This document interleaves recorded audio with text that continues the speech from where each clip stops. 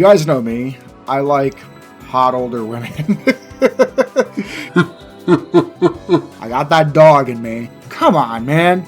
And like, we're deep by the time Scherazard comes on the stage. Let her crack somebody with a whip and show you who she is, man. He's a failed promise. That's how I feel about Thomas the Failed Promise. That's how I feel about him. I challenge you. Tell me what you think about Monk. You have big ideas about Monk? He hit for you? Tell me. Do you know what happens when you get an edge-coated edgelord with edgelord filling? This whole like, man, I don't want to be bothered with it. And then all of a sudden he's like, I'm a super demon. Fire. Hey everyone, and particularly Trails fam, I'm coming back with the next installment of my Trails cast character tier list. First things first, got a new webcam. Can you guys notice? This should be much better quality than my previous one. I don't know if that's any good for me. What does the saying go? Face for radio. Either way, happy to have it, and I'm happy to be back here. Okay, some quick things to say right up front before we jump into this tier list. First, and perhaps foremost, this is not a combat power tier list. If that's what you're looking for, you're in luck. This channel has done combat power tier lists for every Trails game up through Daybreak 2. I'll link that playlist, I don't know, like somewhere around here. So if you're looking for combat power, I've got you covered. What this list is a look at the broader cast of all 4 Cold Steel games and Trails into Reverie. Yes, so this list is going to be an absolute monster. And what I'm doing is I'm ranking the characters based on how well written I think they are, how well utilized they are, how much I like their design, how much I like them generally, how much I just generally vibe with them. So if this list is not a combat list, what it actually is a ranking of the broader cast of all 4 Cold Steel games and Trails into Reverie, right? So this list is going to be an absolute monster. I'm going to be talking about a lot of characters, how well written I think they are, how likable I think they are, how story significant, how much I like their design, how much I just generally vibe with them. So it really is highly my preference and opinions, right? This list is very much by design subjective. You know, this is kind of just a casual hangout session. This video was not scripted. I don't even know exactly where characters are going to go, and I might even shuffle them around a little bit like I've done in my previous 2 videos. It's going to be a really long form video. Gonna hang out, listen to some Trails music, and listen to me just wax poetic about how I feel about, I don't know, well over 100 characters here. All right. The next thing to know is that I made this template myself. I couldn't find one on TierMaker that fit the broad spectrum of characters I wanted to talk about. So instead, I hand cut headshots of all the characters I could think of that I thought maybe should be here. There are some that I purposefully omitted just because when I looked at them, they were just so unmemorable that I'm like, whatever, I don't care. So maybe there's a character you care about who I purposefully cut out, or maybe I made a mistake and just missed somebody. Either of those are possible. And here's the thing, I basically read every comment I get. If there's a character who I don't talk about here, who you want to hear me talk about, make a comment on the video and I'll let you know what I think about that character. Definitely happy to do that. Final disclaimer, we're talking about the characters and how they relate to the story, etc., etc. There are definitely going to be spoilers here. I'm going to do my level best to be as spoiler light as I possibly can be. I'll probably talk about certain things like this character's big moment. Like when I talk about Millium's big moment, those of you who know, and those of you who don't are better off not, right? Things like that. So there will be some spoilers. It's just completely unavoidable, especially I think when I get into Reverie, which by the way, what I'm going to do with this video is I'll talk about every character who either makes their debut in Reverie or who I think just has significantly big moments or developments in Reverie last. So if for some reason you really want just Steel 1 through 4 kind of bifurcated from Reverie, I'll say, okay guys, it's probably going to be like well over an hour in. We've done every character who I think you could talk about sufficiently through Steel. Now we're going to talk about the characters who get their big moments in Reverie. All right? So with all of that out of the way, let's dive in to the list. Okay, so I have this accidental tradition of starting every one of my tier lists with a character who I think is peak. I think they're just awesome, they're top tier writing, or something like that. So I'm going to do that here. And let's start with, we see Aryan Road. Let's start with Aryan Road. Aryan Road, to me, is absolutely a peak character. Now, if you don't agree with that take, it might be because you're thinking, really, Aryan Road peak? She doesn't really develop much over the series. She basically is who she is the entire time, and I would agree with that, although I think there are good reasons for that, which we won't spoil, pertaining to who she is, how old she is, what her backstory is. I think that that works for her, but the reason why I would say that that's fine with Aryan Road is because she doesn't take up a lot of screen time. Aryan Road acts as a background presence, as a shadow, as this force, and not an evil one, despite working for a questionable organization, right? Aryan Road is like a saint, like a paladin, and she's extraordinarily powerful. She does get these huge moments, right? Like the spear and Legram and all that stuff that I won't super spoil for those who maybe wanted to tune into this without knowing what those moments are. But like all throughout the games, and of course in previous entries too, which we are not talking about here, I should disclaim that really quickly too. I am not going to factor into this list how much I like these characters in other games. So for example, you guys know how much I love Olivier from Sky, because we already did the Sky video in this series. None of that's going to get to be priced in here. This is how much I like the characters based on their appearance from Cold Steel 1 through Reverie, okay? But even still, Aryan Road has been built up over several games as this just saintly, imposing, powerful knight with her own theme song that just goes so hard. Every battle that you get to have with her is always one of the more intense battles you're going to get in the game. They're always memorable. She is so well respected by the Stahlritter, and she is, I think, one of the best characters for making you think and giving you pause about the true nature of Ouroboros, because of the fact that she is so clearly not only not evil, but again, saintly. So she is Trail's character antagonist writing at their best. Even if she is a bit of a simple archetype, it works for her because she doesn't really waste too much screen time. She functions as this force that gets a lot of work done, even as a presence off screen. So just because she's so mythical, she absolutely deserves to stand, in my opinion, as a peak character. And I will defend that decision all day long. I did a peak character first. Why don't I do a bad character next, just to kind of round it out? I don't know how much trouble this one's going to get me in, but I think Angelica is a bad character.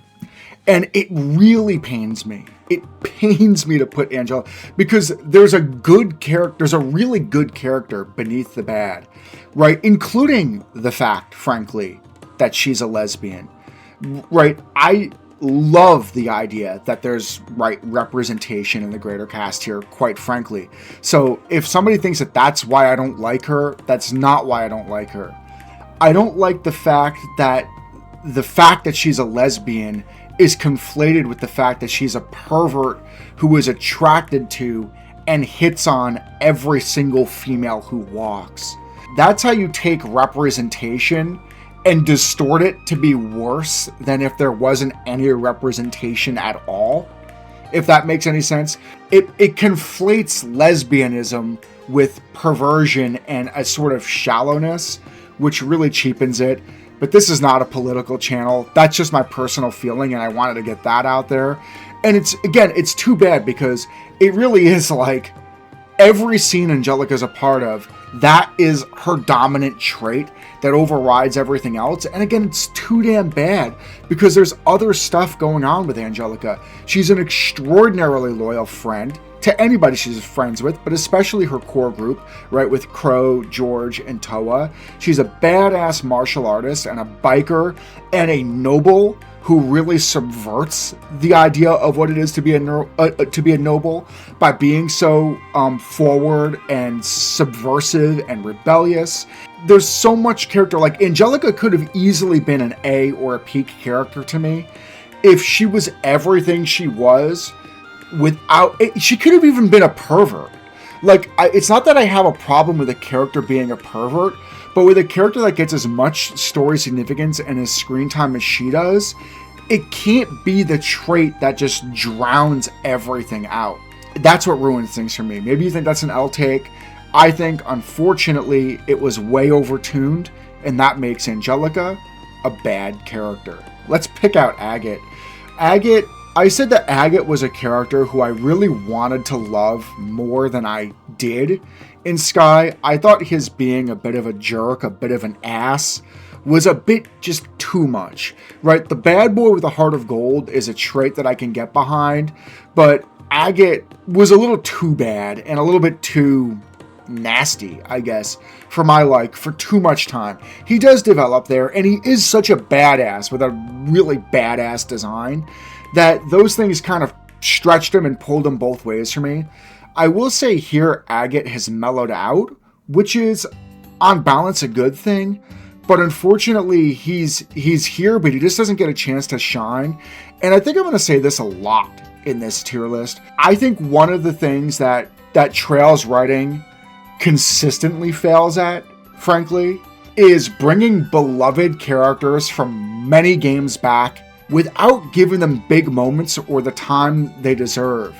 The Trail's magic is the fact that it is a huge long-running series, so fan service the hell out of us who put in the hundreds of hours of homework to get this far by really respecting and giving presence to these old returning characters. Like, I would say it's a masterstroke of Trails to not let them dominate the early games in the arcs, right? To let the new cast come in and come into their own. But in the later games of the arcs, which is where Agate makes his debut, yeah, let them rock and roll.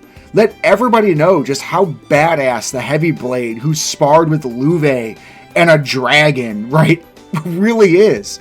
And he doesn't get any of that. Like, if you just came into Cold Steel without playing the Sky games, he's a side character with very little presence. I would love to put him higher than C, but I can't. I like him, but I can't. We talked about Agate, so why don't we find and talk about Tita, I guess. She's got to be down here somewhere, right? Yeah, there's Tita. Tita gets to play actually a fairly big role in the Cold Steel games, right? She becomes a student at Thor's, which I thought was awesome to bring Tita back in that way. I really appreciated that. And as an apprentice of G. Schmidt, and as a mechanic and just a student on campus who gets to occasionally play as a playable character, this is basically aces across the board. But just like how I think Angelica's perversion is way overstretched, I think Tita's love, and not platonic, for Agate is A, overdone, and B, icky. I'm sorry, this is just not an age gap that I can get behind, right, with kind of hints of groomerism in there, and I don't know if this is maybe different in Japanese culture. I'm not informed enough to know if, like, age gaps are looked at differently there. I have to assume they might be, because I just don't know how this Tita Agate ship being pushed this hard is in any other way looked at as okay. Mercifully, Agate doesn't, at least as far as I've seen, play along at all. He seems perfectly oblivious to it. He seems to look at her as like a younger sister, which is the dynamic that I strongly prefer here. But Tita clearly sees it a different way.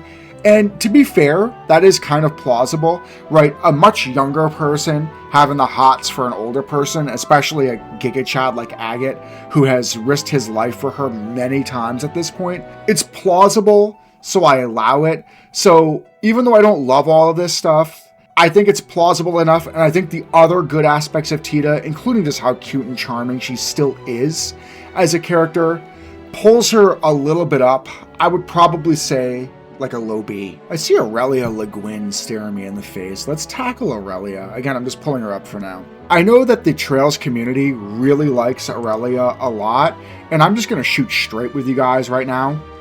I don't. I don't dislike her. Let me say that too. I don't think she's a bad character.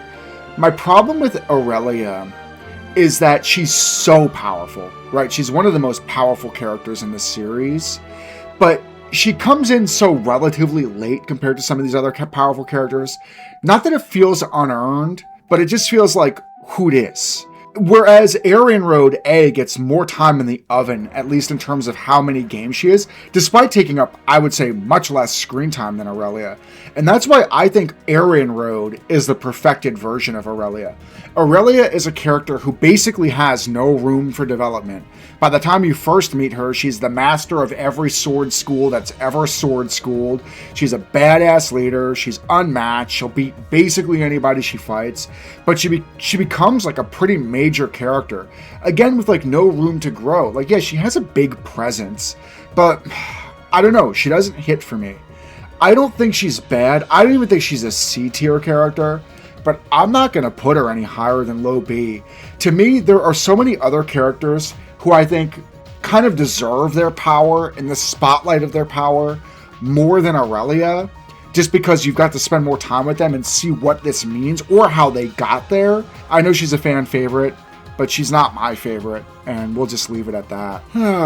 The D tier is looking a little lonely, and I think I have the perfect candidate for the D tier, and I'm looking at Black Alberic. Okay, so why is Black Alberic, like, not necessarily a bad character, but I would say pretty close?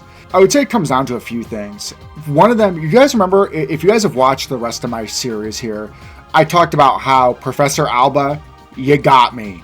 I talked about how Joachim, you got me. Like, these guys, I did not see them as being the big bads, and here they come out and they got me. Whoa. Sorry, like the split second I laid eyes on this dude, and maybe it's because I've been trained by so many previous games of the Trails, the split second I saw him at the lake house, I'm like, oh, you're one of the big bads. You're not going to get me. And he didn't get me. So that diminishes him. And the problem is that he's one of the main antagonists of Cold Steel 4, but he comes on so late compared to some of these other characters who've had so many games to develop. And he fails so often. He just never gets this presence or this big moment. And the twist about him being the father of a certain someone, I won't spoil anymore because, again, I'm trying to be as spoiler light as possible. Like, it almost hit, but again, it felt contrived and unearned. And like it could have been a much bigger moment than it was if the relationship between him and this other character through flashbacks or what have you, kind of like Guy and Lloyd, which I talked about in the previous video, which really hit for me and really hit close to home. To me, the development here came too little too late, and his broad fecklessness as a villain just made him feel weak. Not enough time in the oven. He comes in a game that already has, in my opinion, frankly, an oversized cast. He just never gets his chance to come into his own. And the moment that's supposed to be this big moment and this big reveal just kind of goes out with a whimper. So to me, this is villain writing at its worst. He needed to be developed. Again, even through flashbacks would have been fine. Throughout, I would say, starting from Cold Steel 1, develop him more by developing the character who he is tied to more. So, try to be a spoiler alert. And if you know, you know. And if you don't, you're better off not. But just know that, in my opinion, I think he's a poorly handled antagonist. Why don't we tackle some of the Vanders? Aurier, you guys know me. I like hot older women. She's a fox, but she doesn't have like too much presence. And she's a badass. She's kind of who you glean Kurt takes after. But she's not very memorable to me. She didn't leave a big impression on me. Like, I liked her. She's going to get to sit in C tier. But by way of side characters, there are other characters who I think are punching way above their weight class. Aurier is not one of them. I feel the same way about Mueller. I mean, here's the thing. Mueller's been around longer than basically any other character on this list. There's a couple that have been here like as long as him. But Mueller's been on screen since the first friggin' game. Like, just show me some character, dude. Show me some quirks. And here's the thing. I don't think he's a bad character. I don't dislike you. But man, is this guy punching way under his weight class by being a character who just never stands out, never really gets to have his own moment. right? I know that he kind of stands as this icon that Kurt looks to, right? My older brother is so masculine and strong and uses a big sword, and I'm a little dual-wielding wimp, and okay, like, I appreciate that arc a little bit. I appreciate personally, like, right, what it's like to have a big brother who you think is better than you, but that's no credit to Mueller's arc. And again, he himself, he never really hits for me. I don't think he's a bad character. I think he still works as Olivier's straight man, right? But like, I think he's a C-tier character. And honestly, I feel the same way about Matteus Vander. This guy just doesn't hit for me. I feel like I wrote him before I ever even saw him. He's just such a trope. You know what I'm saying? He's just this stern, might makes right, I'm strong sword master. And like, I could have written this character when I was 6. And for being a character who's like the head of like one of the most prestigious sword schools in the Empire, you expect something more than me tough. Like too on the nose for me. You know what? I think he's a D-tier character. I'm gonna go hard here. I don't like you, Matteus. You know, your sword school has been set up for like 10 games or whatever by the time you come on the screen, and you're gonna be that boring and unmemorable. I said what I said. And I mean, you know, we're doing the Vanders. I'm gonna do Kurt too. And I'm not even gonna mince words. Kurt's so boring. The most boring character in the new Class 7, you know what? I'm going to go even harder than that. The most boring character in Class 7, period, is Kurt Vander. I wanted to like Kurt. Blue hair dual wielder, that's kind of like a badass archetype, right? Kind of speedster. But like his one and only hang up is like he lacks a bit of confidence in his swordsmanship, but he resolves that pretty early. And then he has this sort of master servant or like master bodyguard relationship with Cedric, which I think could have been a good story beat, but it gets cannibalized by Reen and others. And so Kurt just never gets his big moments, or if he does, they're always diluted by other characters. And he's not a very interesting character. He's very serious. He's very one note, right? Calm, collect, I want to be the best swordsman who ever swordsmaned, just like all of the Vanders. And for a main character, you expect more dynamism and depth, and you just really don't get out of Kurt. I don't think he's a bad character, which D starts to lean negative. I feel more indifferent to Kurt. I put him at C. And I'm not even going to put him higher than the others because he's like a main character from Cold Steel 3 on and never punches above his weight class. But I'm looking at a character who I actually think does punch above their weight class. And I'm looking at Beryl. I, with my discretion, took some of the Thor's alumni, the ones who I thought were more memorable or interesting, and put them on this list. Beryl's one of them. She's extraordinarily mysterious. She's quirky. She's really into the occult. She has those sort of like spooky gold eyes. And she even gives the party in later games, like, right, these clues and revelations that happen to be true. So who is Beryl? Like, where does her power come from? Is she just a very wise woman pretending to have access to some sort of supernatural foresight? It's not quite clear, but it does seem like she has real powers. And for the amount of like little screen time she takes up, she's always entertaining, she's always charming, she's very memorable, and she's punching way above her weight class. I really like Beryl. I think she's like a high B, B for Beryl, like high B, low A. I really feel that way. We're going to put her high B for now. But if A's feeling like really empty by the end of it, I'll shift her up. I like her. My list, my rules. I feel the same way about Becky, right? Becky is one of these characters, again, not a big character, just your typical, like, you know, salt of the earth, working class merchant. She talks very vernacularly, right? Like she's from the countryside, and she just has that panache and energy about her. Is she a bit tropey by way of merchants? Yes, but that doesn't mean she's not memorable. That doesn't mean she's not likable and charming. And yeah, I like Becky. I think Becky's also like a high B. Again, like, is she a better character than Tita or Aurelia? No, because these are like much bigger characters. But I rank characters in part of how good they are or how much they accomplish for the size of their role. And for a tertiary character, she's cute and charming. So yeah, Becky can sit above them in my opinion too. I did Becky. Why don't we do her kind of foil and counterpart, Hugo? And again, by way of side characters, I like Hugo a lot too. I just think he's a character that accomplishes a lot for what his role is as a Thor's alum. He gets, some of his businesses, there are people that use illicit practices. He shuts them down. He's like a rival frenemy with Becky. There might even be like a romantic undertone there. It's never totally strongly uncovered, but I ship it. And yeah, I like him. I'm not going to spend a lot of time talking about him. He gets some pretty interesting story beats for otherwise how relatively small of a character he is. All right, so my A tier is looking a little lonely. So we got to find an A tier character. Oh, here we go. This one might be a spicy meatball. I don't know if a lot of people would consider this an A tier character, but I absolutely do. And I am looking at little Mr. Elliot Craig. And you might be thinking, Elliot A tier? Yeah, let me explain myself.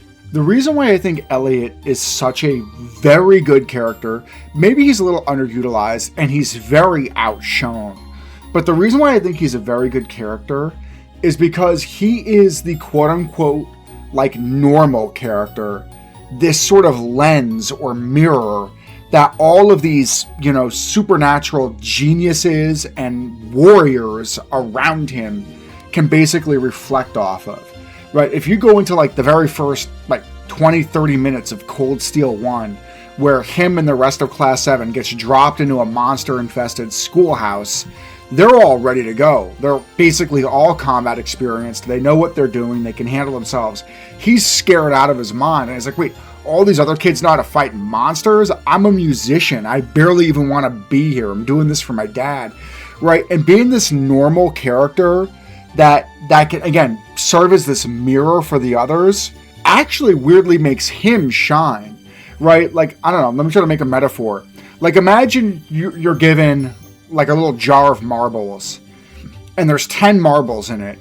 And you're told that the red marbles are really, really rare and the white marbles are really, really common. And you have like 9 red marbles and 1 white marble. I don't care what the knowledge of that is. The white one's the one that's going to stand out because he might be the normal common civilian, but he's the only normal common civilian in all of Class 7. That actually gives him like a unique vantage and a unique purpose, and I was totally here for it. So yes, he doesn't really get big moments. He never really gets to shine, but just serving that role and kind of being like your best little bud, he worked for me. And I actually think Elliot is an A tier character. I think Karl Regnitz is like a low B tier character.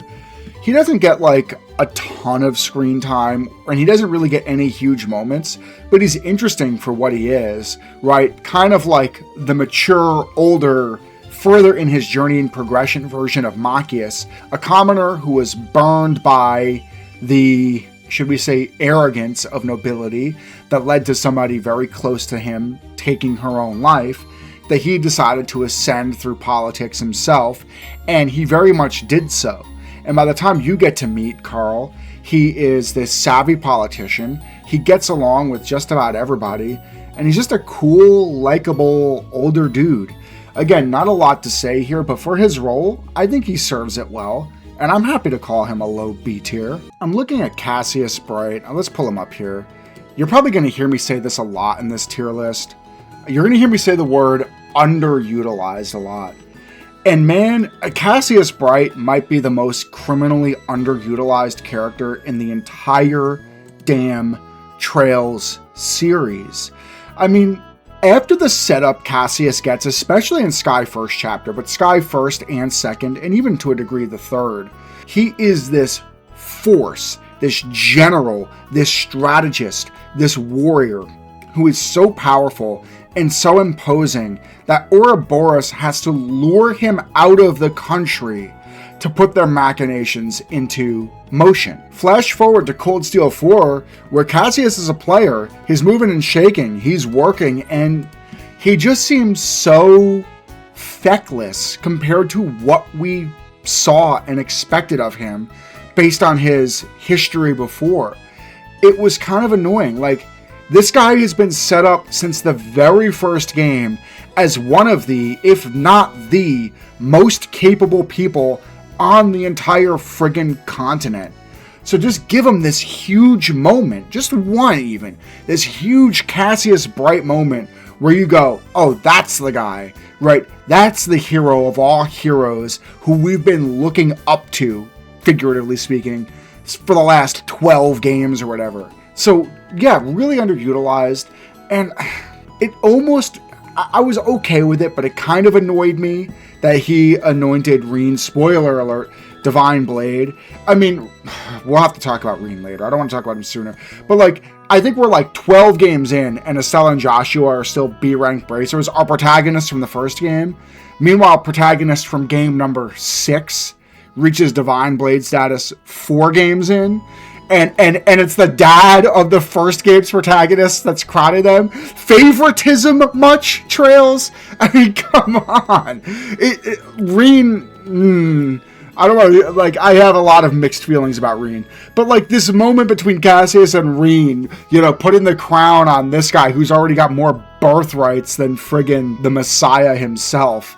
And, I don't know, all of that rubbed me wrong. Like, there's, like, Trails is way too restrained about taking the older characters who you've loved for many, many games and letting them just pop off and flex in the later games. Like, newer characters come in, they totally usurp and dethrone them, and they ascend faster, and all of that annoys me. I'm a Sky Andy.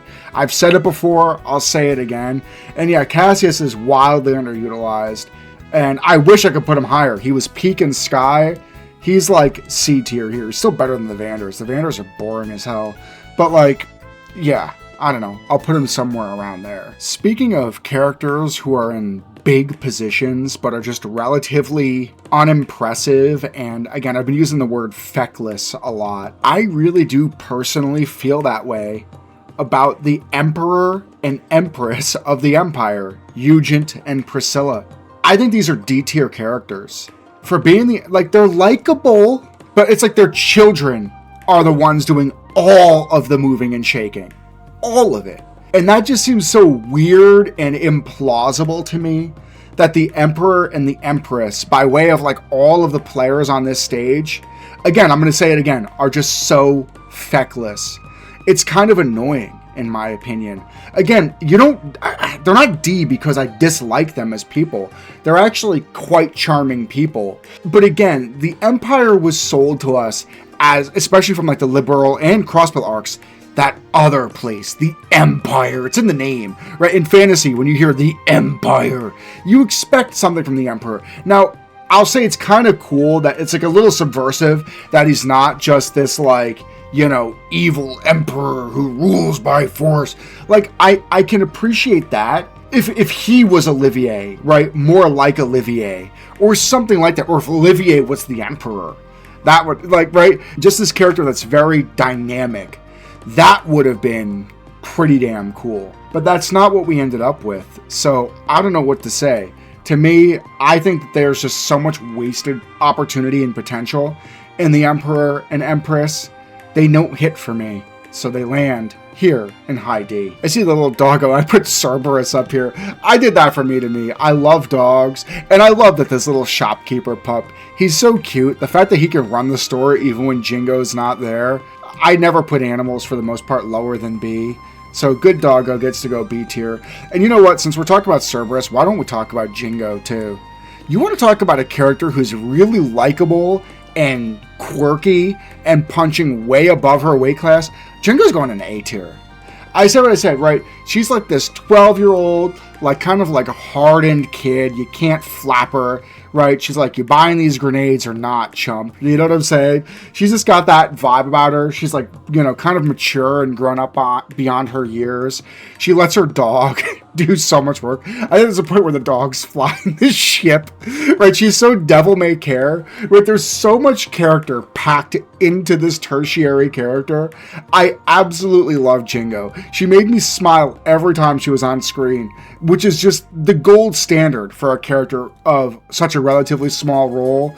Trail's tertiary character writing at its best. A tier, fight me. Let's move on. I see Mint staring me in the face. I like Mint. Mint is what I wish some other energetic... We'll talk about somebody else after. But like Mint's kind of ditzy, kind of cheery, always upbeat. She's a little tinkerer.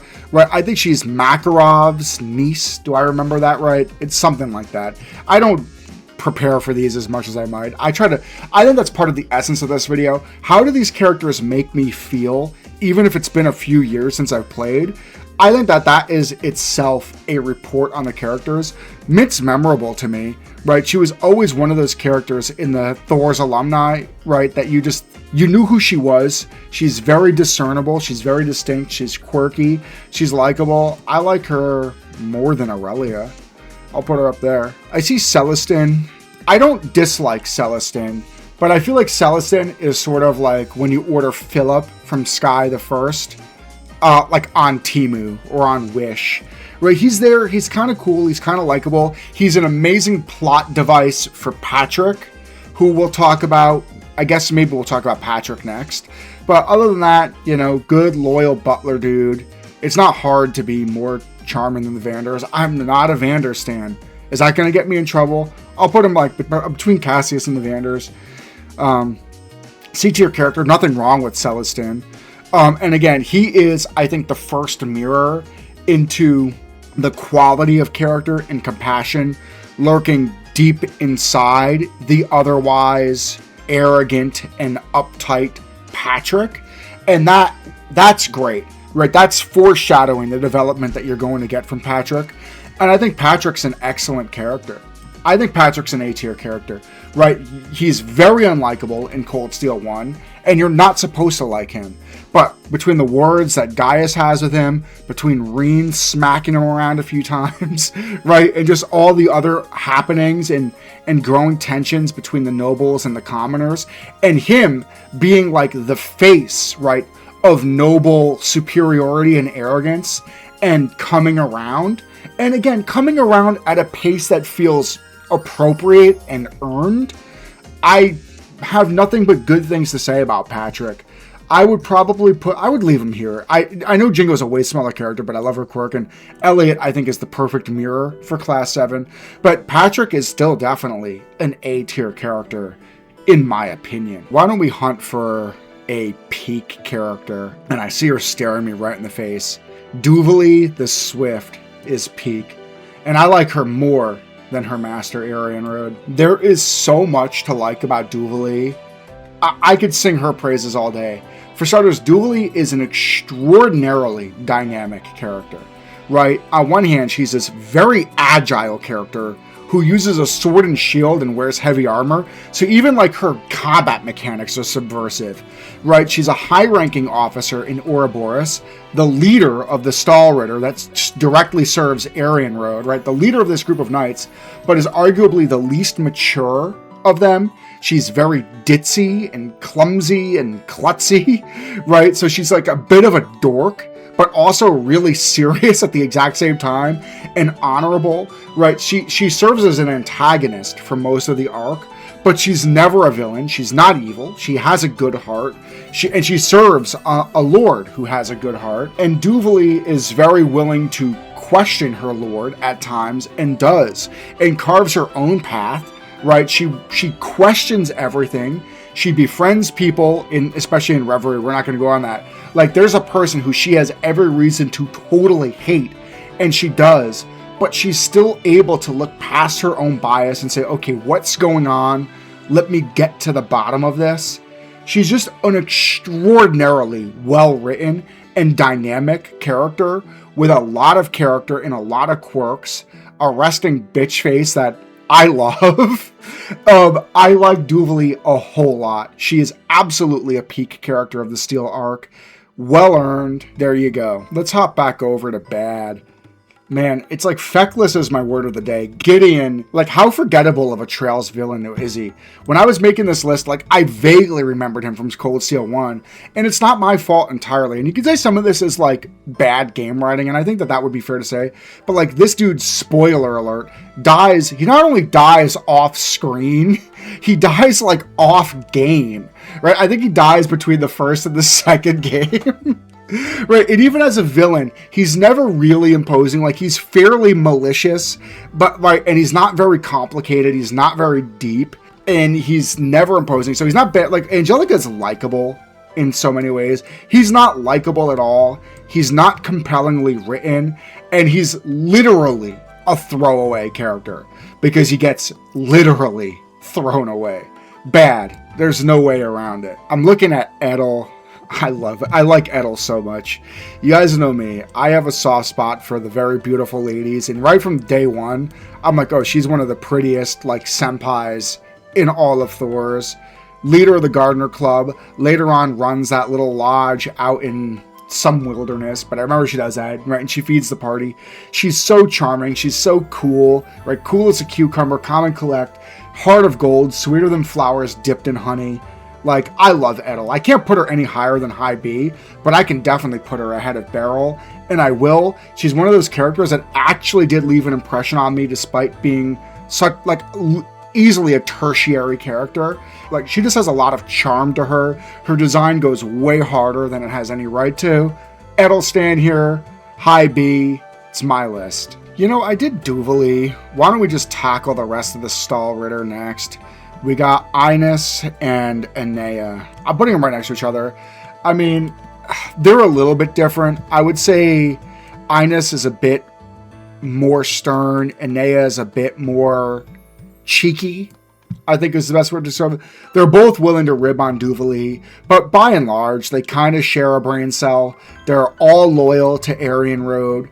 They're not very compelling characters. They're just there. And like, I don't expect much from them. I don't want to call them D-tier characters. There's nothing about them that's bad. And they're hitting in their weight class, I would say, because their weight class is quite small.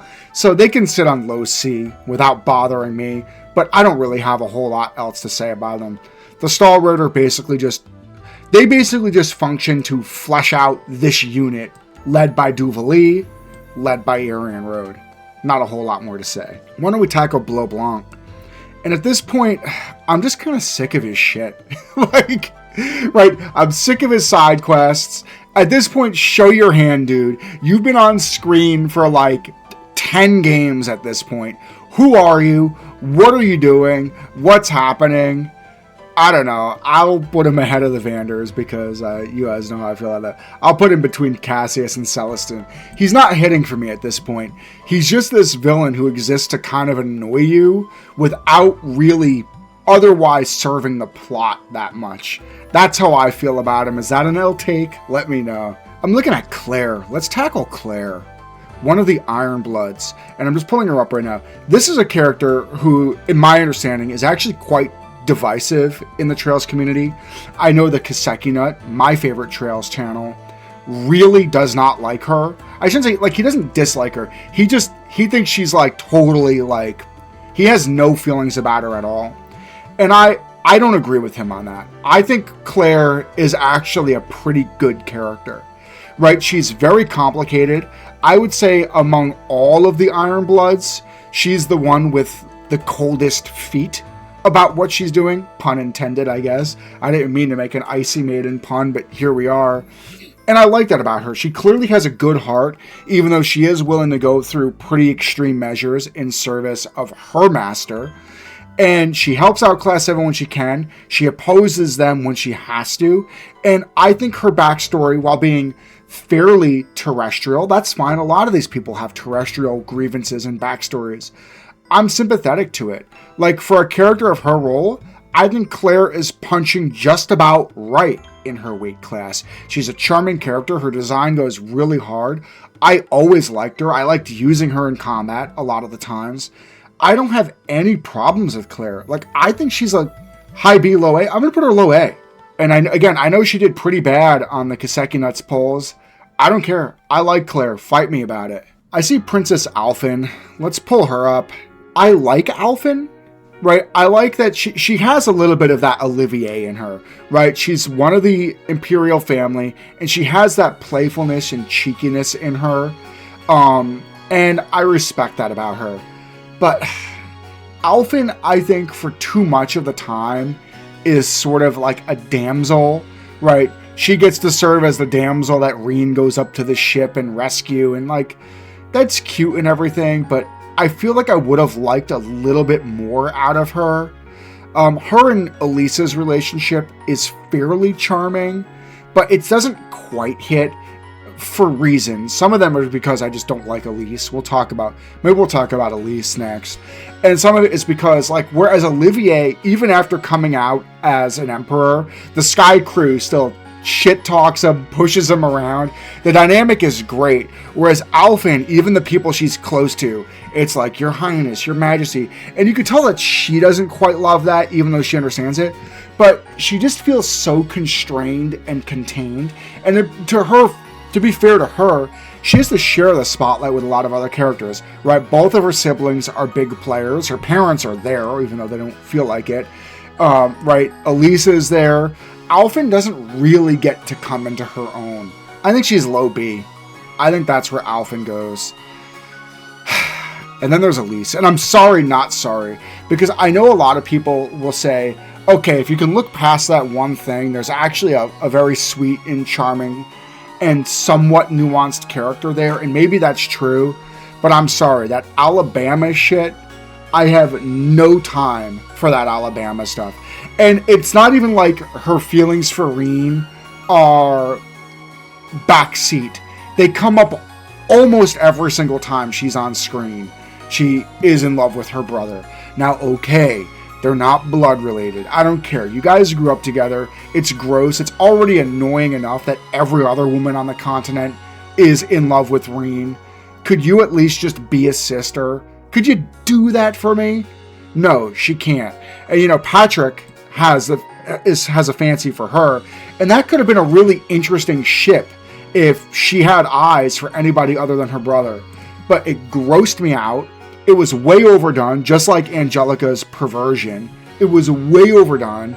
It was never welcome, and I could never, ever, ever like Elise. In fact, after like the first game, every single time she was on screen, my eyes were rolling half out of my head. I can't stand her. Okay, she's a bad character. Let's move on. Why don't we tackle some new Class 7? Let's just start to rapid fire them. I'm looking at Ash first, and I know that the community really likes Ash, and you know what, guys? I don't. I really don't like him. I think Ash is a D tier character. I'll put him ahead of everybody else that's in the D tier so far. I mean, he's not, like, he's a delinquent, but he's not the likable kind of delinquent. He's an actual bully a lot of the times. He's just nasty and not likable. I don't love this whole shoehorning of him also being in Hamel and acting like he remembers it. Like, you were a baby during Hamel, Ash.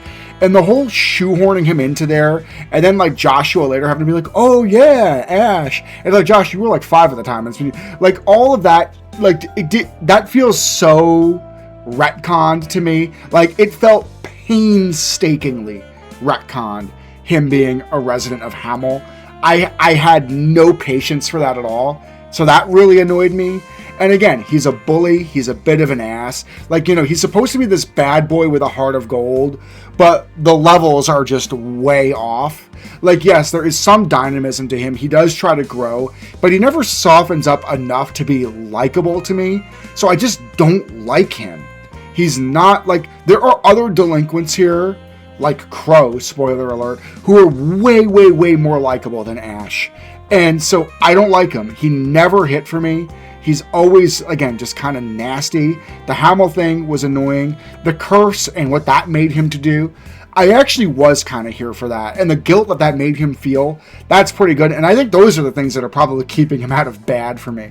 There is some real character and development under all of that. But again, to me, the knobs are not dialed right. The whole Hamel thing just felt dumb and retcon. It would have been perfectly cool and better if he was just kind of like a street rat from Raquel, and that was all there is to the backstory. Like, not everybody has to have some tie to a major character or a major event. Like, so I had no patience for that. I thought that felt super forced. And yeah, I don't like Ash. We're doing New Class 7, right? Well, why don't we do another character who I really don't like? And this one's going in bad. And that is Musse. Okay, you're better than Sweet Home Alabama. And you're better than the guy who died off screen. You're not better than Angie. Angie actually has a lot of redeeming qualities. She just has, like, her big problem. Like, if it wasn't for that, she would be, like, way up here. There's a lot to like about her. Musse, I don't feel that way about. Okay, she's a super genius who can play 8D chess. So can, like, I don't know, another 12 characters on this list. So, okay, kind of cool, but, like, whatever. But her incessant hitting on and flirting with Reen, I had no patience for it. I don't like her. It wasn't charming. Like, it could have been a quirk if she did it, like, twice a game. Right? To kind of, like, disarm him and throw him off his game and, right, help bolster her ruse. That could have been... and if it really was a ruse, that would have been cool. But no, like every other bipedal creature on the continent with an XX chromosome, it's not a ruse. She really is in love with Reen, and so, but she's like overbearing and excessive about it, and it's gross, it's annoying. It totally overshadowed the other parts of her continent. Musse is a poorly written character. I said what I said. Why don't we next now talk, because we're doing New Class 7, my favorite member of New Class 7, by a country mile. There's not even a close second. For me, it's Juna Crawford. She's peak. Juna is peak. And no, I'm not going to put her ahead of Harry Road. I've tempted to. She's a more main character, but I like Aaron Rudd and Duvalie more than Juna. But Yuna's still absolutely peak. There's so much to chew on with Juna. I don't even know where to start. I love the fact that she has these conflicting interests coming right into the start of her arc. Right? She's a Crossbellian patriot, but she's a transfer student in the Empire, which she, I would say low-key hates, but no, she like high-key hates the Empire, despite becoming a student there. And the development and confliction that she feels as she tries to integrate there and understand, right, balancing her Crossbell patriotism with her growing second home in the Empire. Totally here for that. That's an extraordinarily compelling arc, especially with some of the stuff that Reen did in protecting her family as part of the backstory. Totally here for that. I think it was a huge miss, in my opinion, that she was not the protagonist of at least Cold Steel 3, and maybe even 3 and 4, but definitely 3. Reen should have taken a backseat to Juna. Juna would have been an outstanding protagonist. And I loved seeing her development. I loved seeing the confliction of her feelings. She's absolutely the leader of New Class 7. She's the beating heart of New Class 7. She's an extraordinarily energetic and vibrant and charming character who can get angry, who can get upset, who can take charge. She was by far my favorite character in New Class 7. So take it, Queen. You are peak and the leader. And like I think I said in my Trails ranking video, I really don't like New Class 7, and I don't. But Juna, you helped a lot. The last of New Class 7, and as far as I could tell, like the most popular character in the whole damn franchise. And sorry, fam, I'm not with you on it. It's Altina. Now here's the thing.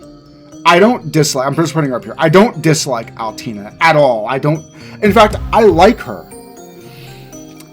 I think she's wildly overrated, and I think there's basically one reason why I feel that way. I feel that way because Altina's story arc and progression was extraordinarily telegraphed and predictable. I knew exactly where Altina was headed all the way from the advertisement of Cold Steel 2, right? This unfeeling, almost automaton with no vibrancy and personality grows to become deeper and feeling and like, I like it, right? I like it. I just, for starters, I think Teo did it better. Fight me on that too, if you want. I will go to the mat defending that. I think Teo is the perfected. I think Altina is Teemu Teo. I really do. But like, yeah, she's a charming character. She's cute. She's likable. She's definitely, I would say, like, high. I'll put her at the top of B. But, like, I totally saw this, like, the trajectory of this right from minute one. So it's like there was no surprise there to me. I think if this game could have went harder with Millium, that could have been an interesting thing for Altina, but they didn't. And while I think the dynamic is endearing, but yeah, overall, Altina was just too predictable for me. And so she really couldn't hit or land any further. Even though, again, high B, on balance like her. I know you guys are going to rake me over the coals for that because she's everybody's favorite character in this series. But she's not mine, and she's not even close. And I'm not just saying that to be a contrarian. I'm speaking truth to my heart, man. Let's talk about her sister, Millium, who I don't like. Like, I really don't like Millium. I know, like, a lot of people like her, and a lot of people don't. I found her energy to just be... It was too much, and it was annoying, right? Millium felt like when you were like a teenager hanging out with a bunch of other teenagers, you know, there's like 8 17-year-olds, you know, hanging out, shooting the shit. And one of their 5-year-old siblings is there because nobody's there to watch them, just totally killing the vibe. That's how I feel about Millium. It's too much. She's a vibe killer. I never bought into her.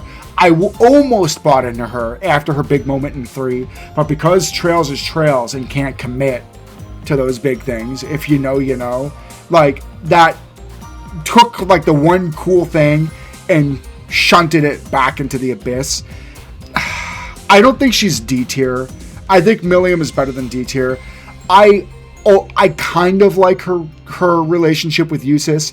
It's nice to see at least Reen's not the center of everybody's universe, so bonus points where they're due, but I can't put her higher than low C. The negatives are just pulling the positives down. She's not for me. I found her annoying, and I know a lot of people will fight me on that. I don't care. It's how I feel. Whereas Millium is a character who has some really high highs and really low lows from my point of view, pulling her into the C. There's another character that's just extremely milquetoast all the way damn through, who's also a member of Class 7, and for me that's Gaius Worzel. And I hate to put Gaius in the C tier, because being this like tall Giga Chad that wields a spear, spears are my favorite weapons in video games, by the way. I love spear wielders. Gaius, like, if you just asked me to pick my favorite member of Class 7 by looking at them, I would have picked Gaius. But, like, man, Gaius' problem is that he's just so cool and so with it, and he has such a great loving family. He's so complete from the beginning. He doesn't have any arc, and the arc he does have, the spoiler alert, where he gets his spoiler powers for the spoiler faction, who I don't have to name because you either know or you don't, and either way I don't have to say it. That all happens off screen. There's no training arc. There's no awakening moment. He just comes back and he's like, hey guys, I have this cool new superpower and I'm extraordinarily powerful in combat now, which was cool, but it all happens off screen. Throw the guy a crumb, Falcom. Throw the guy a crumb. He's been one of the main members of Class 7 since the beginning of the Steel arc, and you can't even give his big power-up an on-screen debut? So yeah, he's just milquetoast. He never... Like, even when you go to Nord in Steel 1, like, he's rarely the guy, like, running the show there. There's so many other moments that are, like, bigger than whatever he's delivering. So, extraordinarily milquetoast character, punching way below his weight class, so much so that I am going to put him under all the other characters here. Disappointing and wasted potential. That's how I feel about Gaius. Why don't we tackle some side characters, rapid fire? There's Rex. Rex is fine. He's a photography pervert. I probably didn't need to include him here, but he was memorable. Photographer, pervert, small character. He's hitting in his weight class, but he's not like anything great. Low C. Moving on. Dorothy, I actually kind of like. Like, she's a pervert done right. Right? It's okay to be a pervert as your defining trait. In her case, it's literature. I think she likes boy literature. But it's okay because she's such a side character. So yes, it does kind of rule her personality, right? She tries to like drag Emma into her perversions. Like, now B is still too strong for her. But like, I'll put her like a high C. She's still quirky, kind of fun, and, you know, not disrupting anything because she is a small enough character. Vice Principal Heinrich. He basically exists to be a foil to Van Dyke and the rest of the faculty of Thors. He's not likable by design. He kind of enforces this uppity class divide that's already problematic both on and off the campus, right? So he's kind of this countervailing negative force who you're not supposed to like, again, by design. He's either high D or low C, because I think he's filling the role he's supposed to. I do like that he has that Risha quirk, where he's really obsessed with Risha as an idol, and I think if I remember, he has like bromides or posters of her or something like that. And that was an interesting little subversion to his otherwise like very straight and narrow uppity character. I think because he serves the role that he's written for, even if he is a bit of just a plot device, I think that at least squeaks him into low C. Why don't we keep tackling some like, you know, side character adults? Grandpa Gwyn, oh, you're a charming old man, but like, you're not that memorable, dude. I don't have much to say about you. You're Elisa's grandpa, you're likable, you're cute, you're low C. Let's move. Science teacher Makarov. I like this dude. He's just got that like kind of checked out, the little burnt out cigarette in his mouth. And he's got that thing with Mary. He's like hitting like he's dating so up with Mary because Mary is such a fox. But like, yeah, I we'll put her up there too. Makarov and Mary. Like, they're both these charming faculty, right? He's this kind of like, leave me alone, kids, I'm teaching you science. And she's this like super upbeat music teacher who is also really hot. Like, I like them both quite a lot. They don't serve big roles, but like, I don't know. I'll put them ahead of the doggo and we'll move on. We don't have to waste too much time talking about them. Duke Cayenne, I don't like him. I feel like he's like, weirdly, and I can't even believe I'm saying this, I feel like he's Teemu Duke Doonan. I feel like Doonan was at least more nuanced, had better development, and was even quirkier. This guy just exists to be the noble who you hate. So like, I don't know. I would put him somewhere around here. He's, even for being such a big character, he just always under-delivers. I don't know what to say about him. He's not an interesting or compelling character. He's D tier. Let's move on. Neithardt, I like him. Like, he's not a very big character, and like, he's almost a little sexist with like, the boys can't lose to girls, where he like hulks out and like whips the boys into shape. And you might think that that's like a problematic trope, but it's plausible. Okay, right? Like, put your own personal biases aside. This noble Giga Chad warrior instructor not wanting to see the boys lose to the girls, that's something, I'm old, okay guys? That's the kind of thing my gym teacher would have done. So like, it's charming. Like, let a character be a little bit flawed and let it be charming anyway. I think he's a B tier character. I would even put him like here. You know, he's also this knight. He's got his relationship with Fiona, which is also kind of cute. Again, I like when there's romances that don't revolve around Renin. So anything where you can get any of that, I'm here for it. He's a pretty likable character. Not super big by way of his role, but for what he does, I can get behind it. I'm tackling faculty right now. Why don't we do Principal Van Dyke? Likable dude. Kind of a badass, right? You could tell that this guy was a real warrior, right? Really dignified, really noble. I think he serves his role just about fine. He's not super memorable to me. Like, well, he's memorable enough, but he's not very impactful. I still think he's a C tier character. I would put him like there. Again, I don't have a whole lot to say about Van Dyke. He does what I think he needs to do well enough, and that's good enough for me. I guess Professor G. Schmidt qualifies as faculty, and to tell you guys the truth, I really like this character. Yeah, he's an A tier character for me. I'm gonna put him at the top of A.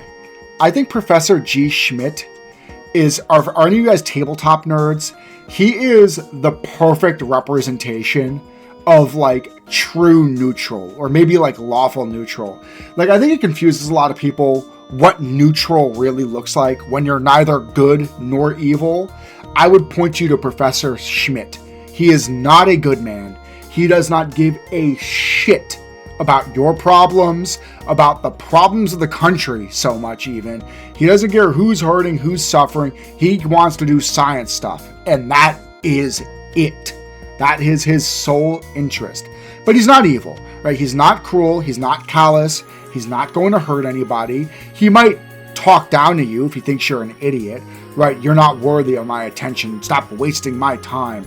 He's that kind of professor, and it's a bit of an archetype, but it's done extraordinarily well. And despite the fact that he doesn't have like a good bone in his body, he is helpful to those who are smart enough to deserve his insights, like Tita being right, like an appropriate disciple of his, or just those who know how to appease him and appeal to the better angels of his nature, like Reen when he gets him to forge that Tachi for Valimar, right? It's a character archetype that, again, it's a little bit rigid, but I think it's done really well with Professor Schmidt, and it helps round out the cast in a way. Again, neutral, done to perfection, in my opinion. Let's finish off the Thor's alum. Why don't we do the twins? We'll start with Lind. I love her. She's cute as a button, and she grows up to be a beautiful woman. You guys know me. She's a nurse all the way through. She channels like a lot of that Cecile vibes. I think she's a high B character. I think she punches way above her weight class. She's super nurturing. She's a sweetheart. And I wish that they would have went further with the implied romance between her and Gaius.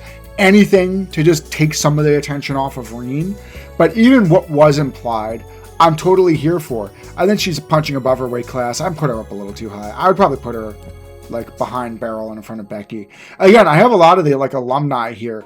I think some of these characters are really charming characters despite being kind of side characters. And I feel the exact same way about Vivi, right? She's mischievous, quirky, a bit of a brat, but still like a sweetheart. She brings in those serious reporter vibes. She channels a little bit of that Grace. And you guys, if you watch the Crossbow video, I loved Grace. And Vivi carries the torch well. Charming, quirky, mischievous, always looking to stir up a little bit of shit, but it's good-natured. A delinquent done right. Unlike you, Mr. Ash, I don't like you. That's how I feel. B-tier character. Let's move on. Margarita. Margarita's bad, guys. She's bad. She's a bad character. I would probably put her between the guy who died off screen and Sweet Home Alabama. She's a stalker, right, who forces her love on somebody who mostly doesn't want to reciprocate, but it looks like she kind of wears him down. And that's just gross and unsightly. The way she can shape-shift between being skinny and, well, let's not mince words, obese, is kind of weird. And I don't know what... Like, I think it's interesting to have a character have body image problems. Right, when you look at this cast, you have basically a cast of beautiful people. You can see the screen in front of you. They're all in shape. And you might think that that's a little weird, but it actually kind of makes sense since the overwhelming majority of people on this screen are warriors who fight every damn day. That would keep you in shape, right? So, like, you might think, is there a problem? Is there like a body image problem in gaming that there's such limited representation of overweight characters? And you know what, maybe. Again, I it's so many political issues I feel like I'm touching here, but I can't explain how I feel about this character without doing it. Like, it would have been more charming if she either had a problem with her weight and it created self-consciousness that she was dealing with, and, you know, she was beautiful on the inside, which, to be honest with you, they don't do a good job at selling that, right? Beautiful on the inside, but like struggling. Or if maybe she lost that weight legitimately because it was such a struggle, or right, she's accepted for it and it's dealt with that way. But instead it's just treated like, oh, gross overweight woman who can't find any love, so forces herself upon somebody. The entire thing is just icky to me. I don't love the way she's handled at all. And I think she's a bad character. I don't have much more to say. I don't know if I just got myself in trouble, but like, you could either go a body positive approach with it, which I would have been fine with. You could have gone on like a self-consciousness approach with it, right? Pretty on the inside, not as much on the outside. I don't want to touch that. She could have went on like an actual weight loss journey. There's so many things that they could have done with her, right? She could have won Vincent over, I think, more organically in ways that were really touching, but I don't like the way she was handled. She's a bad character. Let's move on. I see Monk. I don't have very strong feelings about Monk. Kind of quirky little Radio Hearst guy. He's memorable because he's got that kind of vibe, but not like, I don't know, he doesn't really hit for me. He's a low C tier character. He like lives right alongside Rex. Maybe like just ahead of Rex. I don't have a lot to say about Monk. You probably don't either. I challenge you. Tell me what you think about Monk. You have big ideas about Monk? He hit for you? Tell me. Alright, let's move on. Thomas Lysander. The frickin' king. The god tier king. I'm just pulling him up right now. Of like wasted potential. I think perhaps the worst decision that Trails ever made, that Falcom ever made in this series, was making his big reveal gated behind a second playthrough of Cold Steel 2. That is such a colossal and frankly unforgivable miss. It's one of the reasons why Cold Steel 2 is one of the worst games in the series, in my opinion. If you saw my rank in the series game tier list, this was one of the big reasons. They gated his reveal, and there's a lot of character to like here, right? From going from that dorky history teacher with the glasses who like can't quite fit in, you kind of feel like that way about him, right? To this badass, you know what? You know, I don't even have to spoil it. With a lot more going about him, he's really close to the upper echelons of this very powerful organization. He's still a likable character. There's a lot of intrigue there. And even then, even after the big reveal, I expected more from him. He just didn't deliver. And it's too bad because, like, it's such a well-written promise, minus that one issue of getting it behind the second game. But the promise just doesn't reach the heights that it needs to. So, like, this could have easily been an A or a peak character with better writing and a bit more presence in the third or probably fourth games, but he never gets there. He never gets there. He's a failed promise. That's how I feel about Thomas, the failed promise. That's how I feel about him. Still quirky and memorable enough that I would put him, like, here, but I can't put him any higher. Did I miss any instructors or alumni? Fishing those out right now. I guess he counts in the second game. Michael Irving. I mean, this guy's just kind of boring. He's got his relationship to Claire. He's a good little soldier general instructor. I don't know, like low C. I don't have a lot to say about him. He doesn't really hit for me. So my wordlessness says as much as I care to say about him myself. Let's move on. You know, I talked about Neithardt. Why don't we talk about Fiona real quick? And for what she is, I really like her. A loving older sister to Elliot. She really helps her and Olaf, we'll talk about him next, sell the warmth and love of the Craigs. She's beautiful. You guys know me, the pretty older girl just gets bonus points. I got that dog in me. But, like, she earns it. She's a real sweetheart. Her relationship with Neithardt is really endearing. Her family really trusts her. Her father really trusts her. For what she is, she totally hits. Like, she's absolutely a B-tier character to me. And, like, yeah, probably, like, ahead of Edel. Even though I think Edel is prettier. Fiona, I like you a lot. So, yeah, you get to come this high. You do a good job selling the backstory and warmth of the Craigs. So we're here for that. Older people, there's Zechs Vander. Dude, just sit with the Vanders for all I care. I actually should have tackled you with them. Like, I don't know. He just never totally hits for me. Military general, kind of a badass. He's there, but I don't know. You have a lot of words for Vander. Spill them, because I don't. We got Xeno and Leo. These two guys basically share a brain cell. They're both these Zephyr guys. They're both big papa figures to Fee. You know, he's the more stoic badass. He's the slightly more easygoing one. I don't hate these characters, but I don't love them either. They never really quite hit for me. You fight them like 85,000 times, and they never quite feel like enemies. And so, like, I don't know, you just feel like you're spinning your tires with them. I thought it was a little charming when they out themselves as like, don't you touch break Fee's heart. Like, that was cute, but like, I don't know. Like, these guys, for how much they show up and how many damn times you fight them, I would have loved for them to have a little bit more character, to maybe not share a brain cell, and yeah, I don't know. They're kind of punching under their weight class. I think they're low C tier characters. That's how I feel. We did Thomas, which maybe this is a spoiler, but we'll just say she's related. There's Rosine, cute little sister of the church. Even as a student, she's devout. She's a very good-natured, good-hearted woman. There are some revelations that come with her when the revelations of Thomas are unveiled. In her case, very unsurprising. Not a lot of surprises here, but I mean, I think she's appropriate for what she is.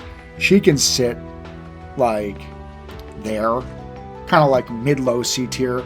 Not an extremely, high presence or very memorable character, but fine for what she is. I decided to kick my head over to the right here just so that I could unveil the tier list as it was, because my head was in the way. This list is getting pretty big, isn't it? Anyway, why don't we tackle some terrorists next? I'm looking at Vulcan. Is not a very interesting character. Just a meathead through and through with a big-ass machine gun. Chip on his shoulder because he got outplayed by Osborn. Osborn took part in wiping out his mid-tier Jaeger unit, and now he wants to get his. Okay, motives are fine, plausible, not a very nuanced or complicated character. Goes out with a bang, but he's not like a memorable or very likable villain. This is a D-tier character for me. I would probably put him around here. Scarlet, on the other hand, is an absolute baddie. I like Scarlet's design a lot. Scarlet has, I think, concrete motivations, just like all of the terrorists who want to get back at Osborn. So we're here for that. And Scarlet has a very clear redemption arc that begins showing right in Cold Steel 2 and blooms kind of all the way through the rest of the arc. She kind of grows to become one of the more, we should say, respectable people in her unit, keeping some of her other stallions on a leash. She grows to become a really mature and likable woman with a tragic past and a lot to atone for. I like this fox a lot. I think Scarlet is a B-tier character. All right, why don't we tackle the Schwarzers? We've got Lucia here, and we got Teo as well. For being the parents of the main protagonist, neither of them really stuck with me. I don't know. Maybe I'm just not remembering those games that well. It's been a few years since I played through the Cold Steel series. But hell, I've had a lot to say about a lot of these other characters. The Schwarzers didn't really hit for me. I respect what they did for Reen. They're likable people. I'll say that about them. But they're low C. I don't know. You want to talk about a parent figure who absolutely hit for me and was extraordinarily memorable. Why don't we talk about Mr. Standing on the Tank with his arms folded, Olaf Craig, who I think is, top of B tier. I like this character for a lot of reasons, right? He is one of the head generals. Was he the head general of the, good lord, what were the factions? The Commoner faction. There were the nobles and the commoners. He was the general on the commoner side. Man, it's been years, okay? But I remember him standing on the tank with his arms folded. He's this really talented, really imposing, really powerful general. He encouraged his son Elliot to go to military school to kind of toughen him up and round him out. But despite all of that, he's an absolute dork. He's a real teddy bear who shows a lot of affection to and for his children.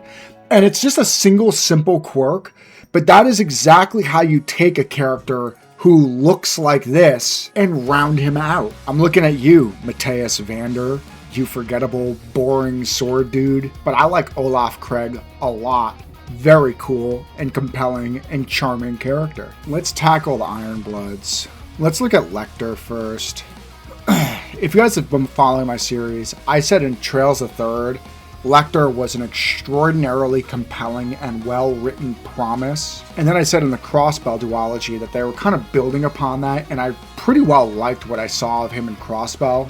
But at this point in the Steel series, we needed Lechter to pop off, and he never does. He just turns out to be another one of Osborn's lackeys, really, who is, yes, extraordinarily talented. He's had a very cool design. He's very smart. He's always playing 4D chess. He has this cool moniker, the Scarecrow. But, I don't know. I remember reading a comment on one of the Kaseki Nuts videos where it said something to the effect that, right, he was just another one of Osborne's lackeys who could never live up to his own hype. That line has stuck with me for years because I think that perfectly describes Lechter. Like, he gets built over so many damn games, and that buildup is really intriguing. And at this point, it's time for the other shoe to drop, and it just never lands the way you quite want it to. He's still a compelling character, I think. He's still an interesting character, but like a big disappointment. And I would say that pulls him down to like low B. George Gnome. I mean, in the first couple of games, he's just your happy-go-lucky mechanic, like basically toolsmith. Come to me to buy and tool up your gear, friends. Cool, you know, he's a mechanic guy. And then the twists come. That is hidden right in his name. The twists come. He starts to serve as an antagonist. And even then, he's never a character who really has a big presence. Right, by the time George comes out as what he is, you know, we'll try to avoid some spoilers where we can. He's already sharing the stage with so many characters that he just cannot possibly shine. So to me, I think George is a C-tier character. I'd probably put him around there between Agate and Thomas. I see Irina, Elisa's mother. Irina is a character who I strongly dislike, but I think that's kind of the point. She's designed to be dislikable, right? She's somebody who puts her work before everything. She's basically an absentee mother. She's very cold, right? That obnoxious sort of scene with her on the keyboard and like a phone in each ear, and she's like, look how hard I'm working. I'm doing 17 things at once. Like, something about that just obnoxious and soul-crushing, and she's kind of obnoxious and soul-crushing. I really don't like her, but again, I think that's kind of the point, right? That her husband's death, that's not really a spoiler, sucked the warmth out of her, and that's sort of one of many issues Elisa has to deal with. So as a plot device, she works, but that doesn't mean I have to like her, and I don't. I don't think she's a D-tier character, but I think she is a low C-tier character. Bardius is basically just Aurelia's right-hand man, a real, right, Nord badass with a spear himself, an imposing general and all of that, but like, does this character really ever shine? To me, not really. I think he's a C-tier character. I would probably put him like high C. When you fight him, you know things are getting real. He is a tough guy, but he doesn't hit for me. Why don't we do Sharon next? Sharon is a character who I know is a fan favorite to a lot of the Trails community, but she's not really exactly my favorite. There's something about the highly capable, badass assassin maid trope that just never hits for me, and it doesn't hit for me here either. Like, I don't dislike her, but I don't know. She just doesn't do anything for me. I mean, I find this Ouroboros thing where you're allowed to be free and do basically whatever you want on the side. It's a little weird with these conflicting allegiances. It's a little implausible that such a capable organization allows that much freedom. I mean, it's kind of quirky and interesting, and it does create a lot of the tension that Sharon has to deal with. Again, I'm never just totally here for it. Like, it is cool how creepy Sharon can be without being outwardly coercive, where she'll just like stare at you with those dead eyes and be like, Aurine. And it's like that. I kind of like that. I do like how creepy she is, but this whole like super maid assassin thing, it's just a little too tropey for me. I think Sharon is still a B tier character because she does get a lot of time in the sun, and she does what she does well. So I don't know. I would still put her like maybe between Tita and Neithardt. No, I mean, she's ahead of a lot of these alum too. I don't love her, even though I'm putting her relatively high, but I do like her in those moments where she's being kind of creepy. So we'll leave it there. Father figures, Rutger is another character. I don't want to spoil much, but he kind of comes back from the beyond, I guess. You can't talk about him without spoiling it. He has a tender moment with Fee, but he's not like a very memorable character to me. One of the baddest ass warriors who ever badass warriored comes back, has a touching moment with his daughter, and goes back. It's fine. I'll put him with the rest of the Zephyr crew. tough guy do tough guy things. That scene is pretty touching. It would have been nice, again, I said the same thing about Albrecht, if there was more off-screen development, but I like him more than Albrecht, I would say. Still a bit of a letdown, in my opinion. Do you know what happens when you get an edge-coated edgelord with edgelord filling? You get McBurn. And I know a lot of people in the community like McBurn, and I don't. I strongly disliked him from the get-go, and he never won me over. This whole, man, I don't want to be bothered with it. And then all of a sudden he's like, I'm a super demon, fire. Neither of those versions of him hit. You can't go from, one unlikable, unnuanced character into another and then sell me that, you're cool or interesting or complicated. I really don't like McBurn. And I never did. And the game wants to gas him out so much as the toughest and strongest character because he's literally, spoiler alert, not even of this world. But I'm just not, I also don't love when, the more kitchen sink and out there Trails gets, the less I like it. And that's one of the reasons why Cold Steel is my least favorite arc. And McBurn is a big part of the problem.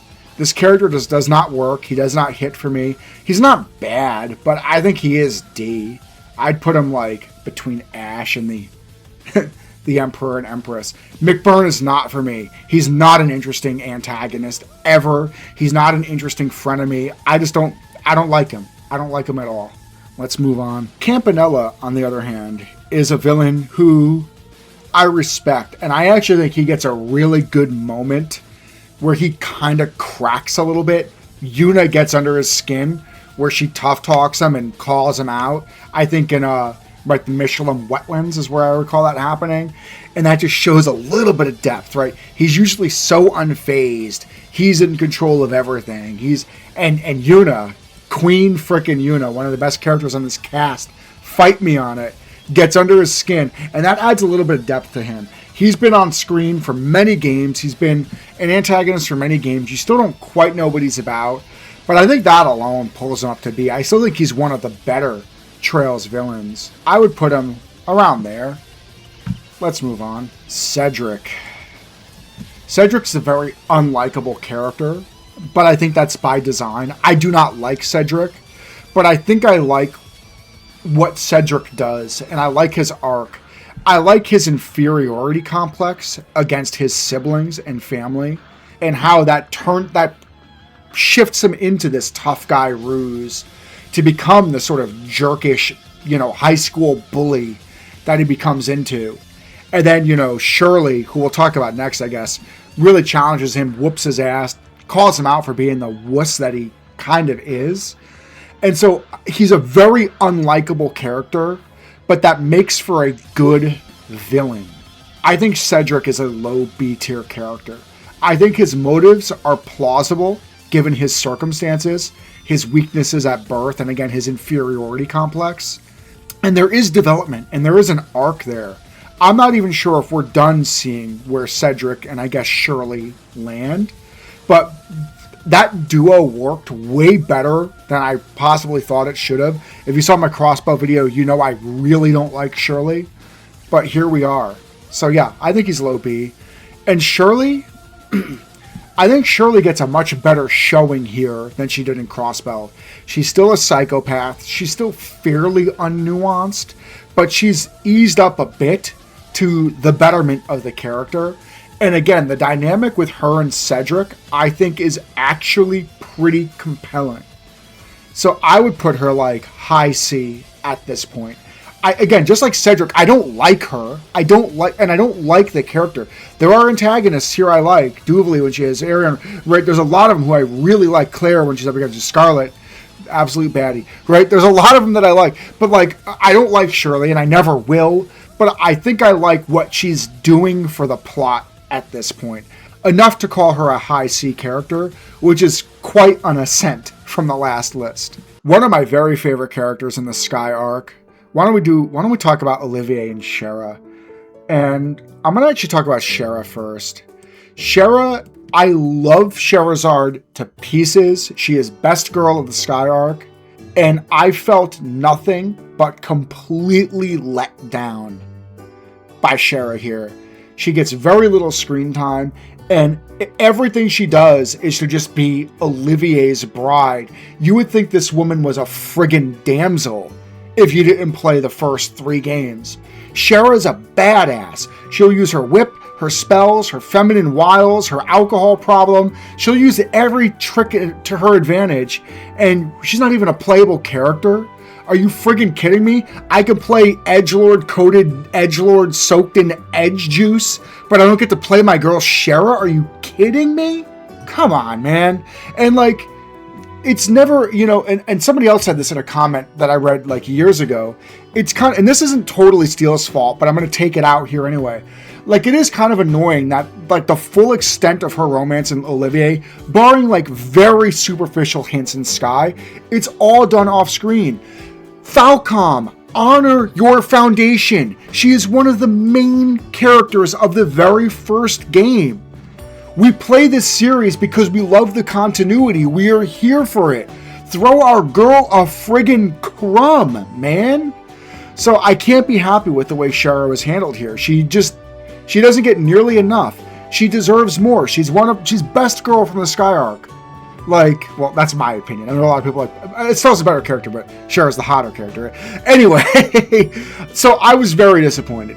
I still can't, I could never put her in D tier. I love her too much, but low C, like, show some love to your foundational characters. Your fans will not hate you for it. We're deep by the time Scherazard comes on the stage. Let her crack somebody with a whip and show you who she is, man.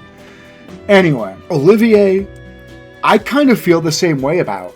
I think Olivier, like Lechter, is a failed promise.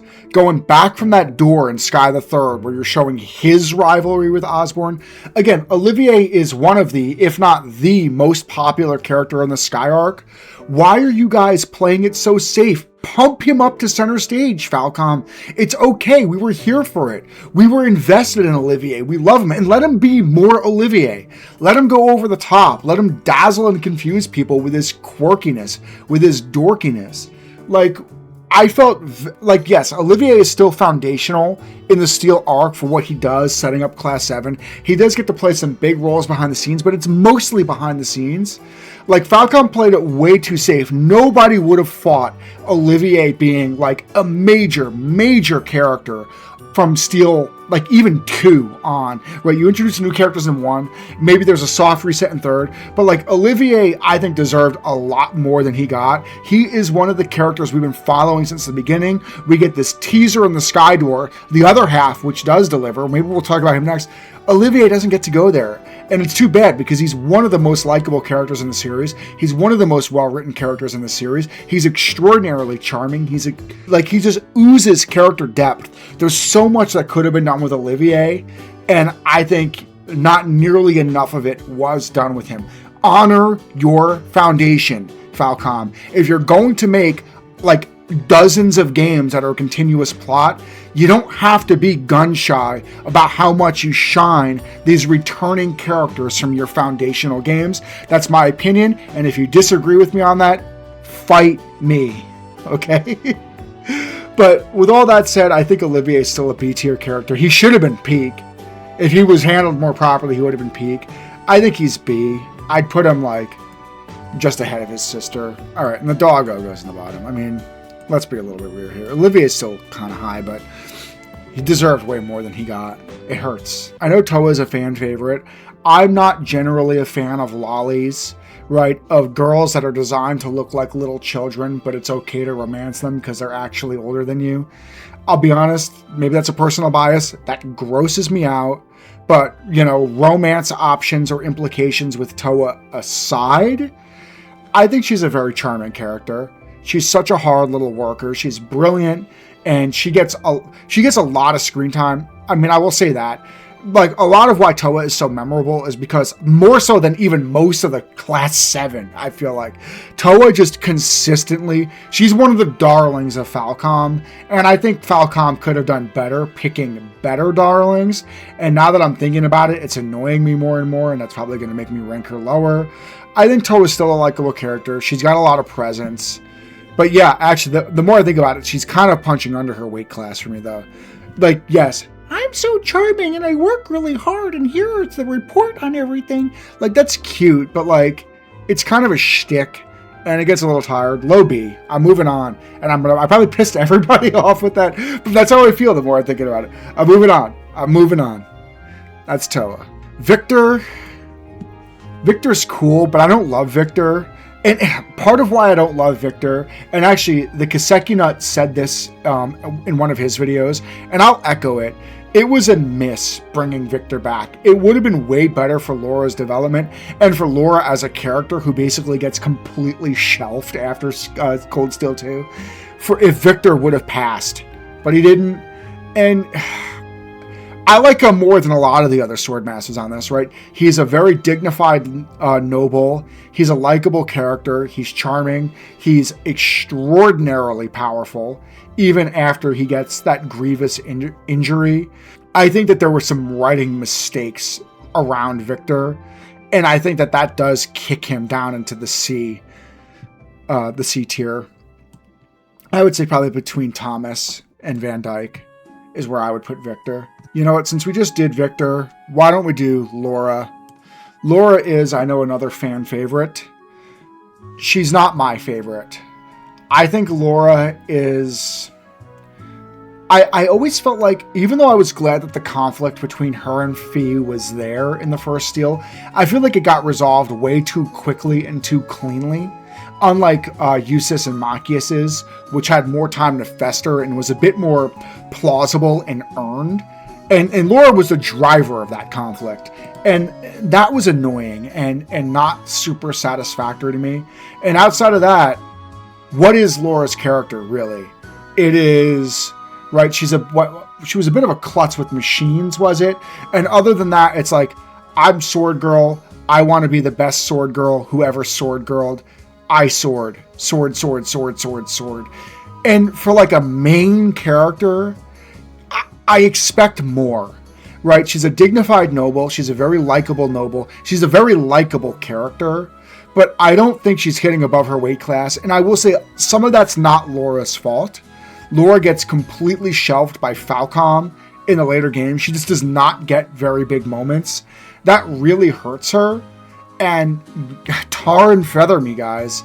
I think because of that, Laura is a C tier character. And again, you're probably looking at some of these like Thor's alum and be like, you're going to seriously put them ahead of Laura? And again, this is the way I do my list. Laura is a major character. And she's defined by like one trait. You know what I'm saying? Like, she's a major character. Like, I could talk more nuance in Scarlet than I could talk about Laura any day of the week. You see what I'm saying? So like, yeah, that's what I'm gonna do. And I know, like, this video, I feel like this video is gonna get me in so much trouble with the Trails community, but all a guy can do is speak truth to his heart. So that's how I feel about Laura. I would still probably say she's a high C. Shirley did a lot to win me over, so I'd probably put her between Shirley and Bardius at this point. A character that a lot of the Trails community doesn't like, but I really do like, is Matteus Regnitz. Matteus, it like drives most of Cold Steel 1, right? So much of the tension in the classroom comes down to Matteus, right? He has a profound hatred of nobles and nobility. He even kind of turns on Reen when he makes that discovery later, like we was pals, and now he kind of sours up, like, you lied to me, bro. He's a bit of a jerk. He's a bit of a stiff.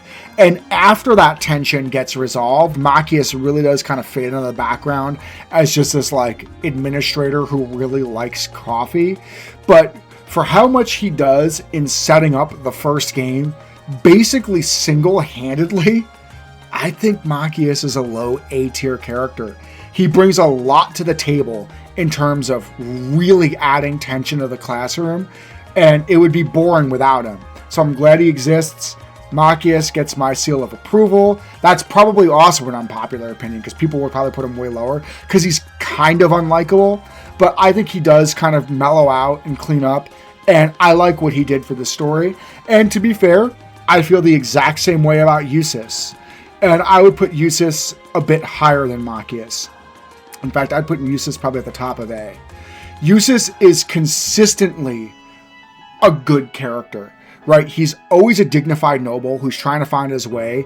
In the early games, he is standoffish and he doesn't want to bother anybody, doesn't need anybody's help. Him and Matteus are at each other's throats, and it's no thanks to him being the way he is either. But I would say in every single game, Eustace gets a chance to kind of shine and refine what it means to be a high-ranking noble in a very screwed up family, let me add. And again, I like his dynamics with Millium, even if they're a little weird. The Eustace end of it is not the part that bothers me. I think he's a consistently well-written character who is performing in his weight class. Are we just doing class 7 at this point? We're getting close to the Reverie wall. Sure, let's keep doing class 7. Let's talk about Fee, another fan favorite, and I gotta say, I like Fee a lot too, guys. Cassandra Lee Morris is one of my favorite voice actresses of all time. I love her voice, and I think she does an outstanding job with Fee. Fee is cool as a cucumber, despite being the youngest character in Class 7, I guess, until Millium. But anyway, for the while, the youngest character in Class 7. She is not baby sis. She is the most combat experienced one in the group, right? She's kind of a child soldier coming from that Jaeger Corps unit. She's extraordinarily athletic, but she kind of acts like a cat and likes to nap around. Also another kind of delinquent character, but delinquent done right. She's a little chilled. She's a little bit distant, but she's never like excitable or upsettable. I love her end of the her and Laura conflict because Laura has such a problem with her and Fee's like, whatever, can't be bothered. Like, leave me alone, bitch. That's kind of like Fee's attitude towards it, right? And Laura's like, you're so athletic, but you don't take anything seriously, blah, blah, blah, blah, blah. And Fee's like, yeah, you know, go fish. They end up becoming buddies. But yeah, Fee's very cool. I think Fee's big story moments are a little bit lacking, but she's such a cool and likable character. I couldn't possibly put Fee any lower than the A tier. I don't think she's peak. Like, Fee just lacks those big moments to become peak. I also hate the way they redesigned her after the third. Like, this Fee right here, that's Fee at her best. That, like, weird long-haired rat tail that they gave her. Come on. Like, I usually like long hair better than short hair on girl designs, but for Fee, the short hair was always the right one. I said what I said. Give Scherazard her hair back and cut Fee's hair back. Those are my hair takes, okay? Still, Fee's an A tier character, and I would say in this lot, top of A. She's just a very cool, charming, likable character, and it's my list, and that's how I feel about it. Elisa. Ooh, Elisa. Elisa's a character who I strongly disliked for a very long time. In part because I just hated that tsundere bit and her being like really nasty to Reen for no reason. But that gets resolved quickly enough. That's the first thing I hated about Elisa. The second thing I hate about Elisa isn't really her fault. It's the fault of the writing. And that's the fact that Falcom made this game sort of like almost a dating sim. Pick Reen's girl, right?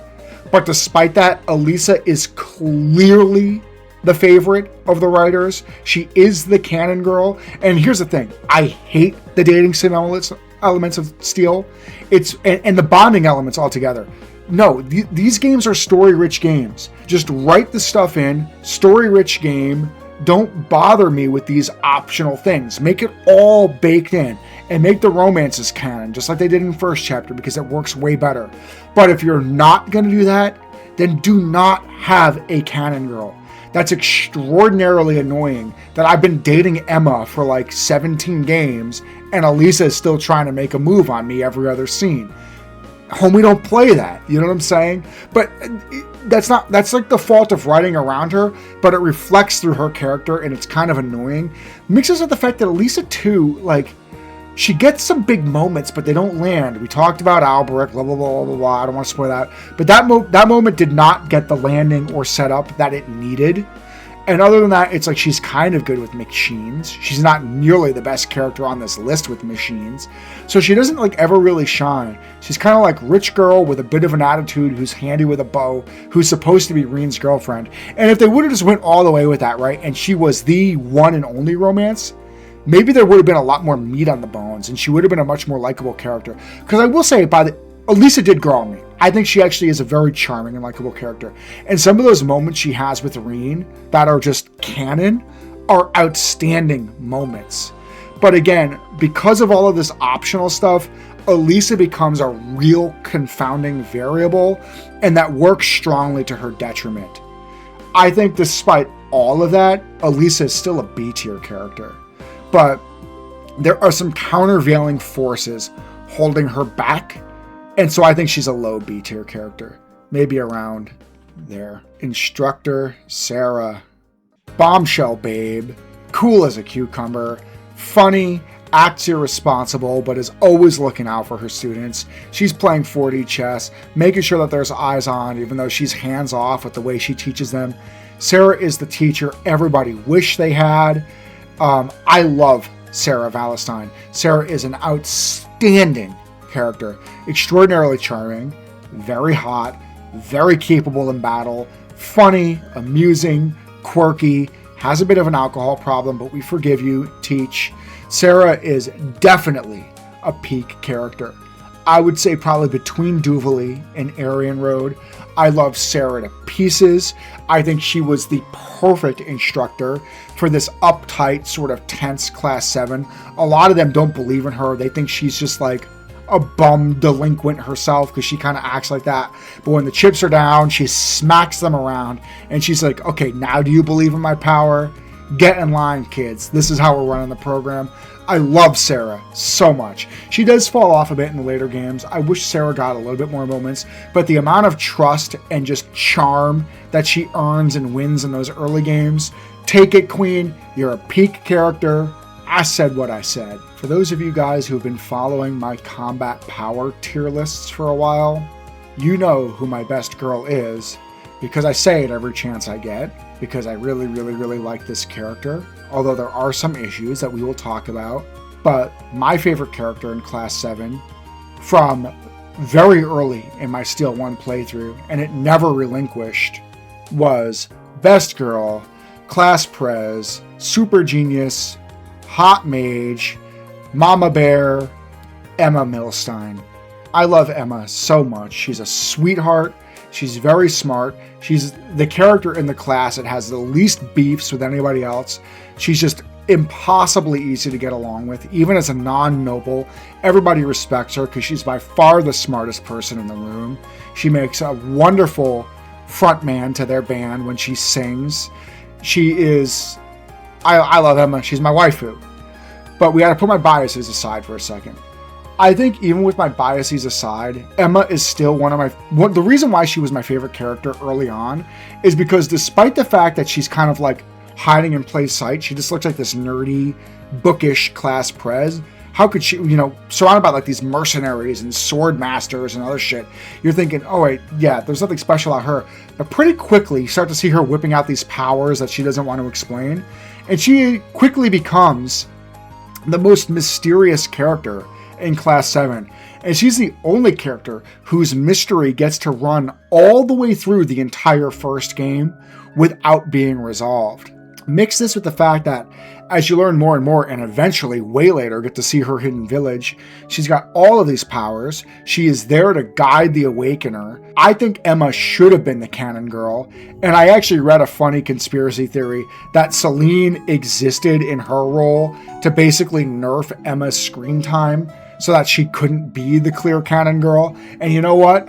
I buy it.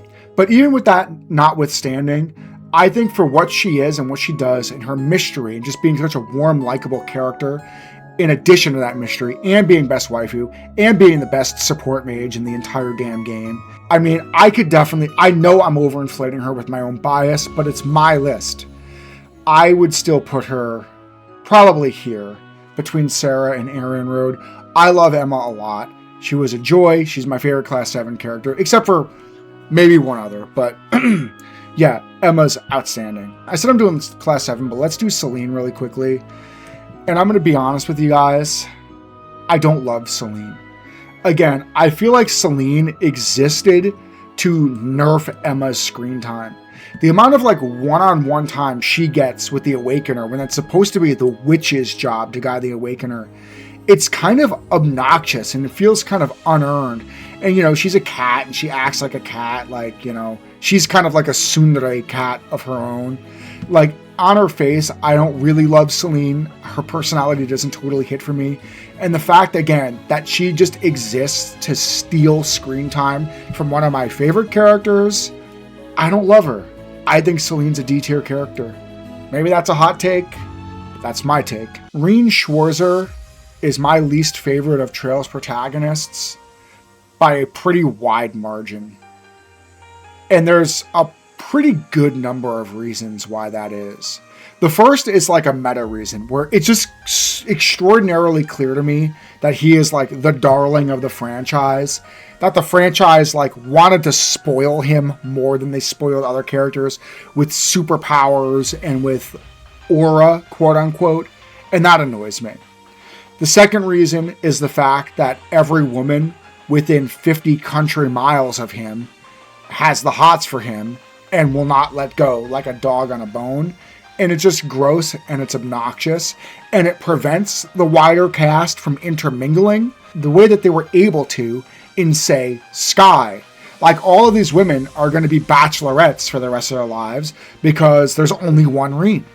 And that's just obnoxious. I hate harem tropes with the fire of 1,000 suns, and I hold that against him. Even if it's not his fault, I hold it against him. I don't like it. I don't like all of his birthright powers, of which there are a number, right? There's the mech, there's the ogre power, there's who his real father is, there is who his master is, which you could argue is not a birthright, but it's like, they just stacked so much crap into one character that a lot of it feels unearned, and even that of it, which does feel earned, it's like, again, it just feels like he's spoiled.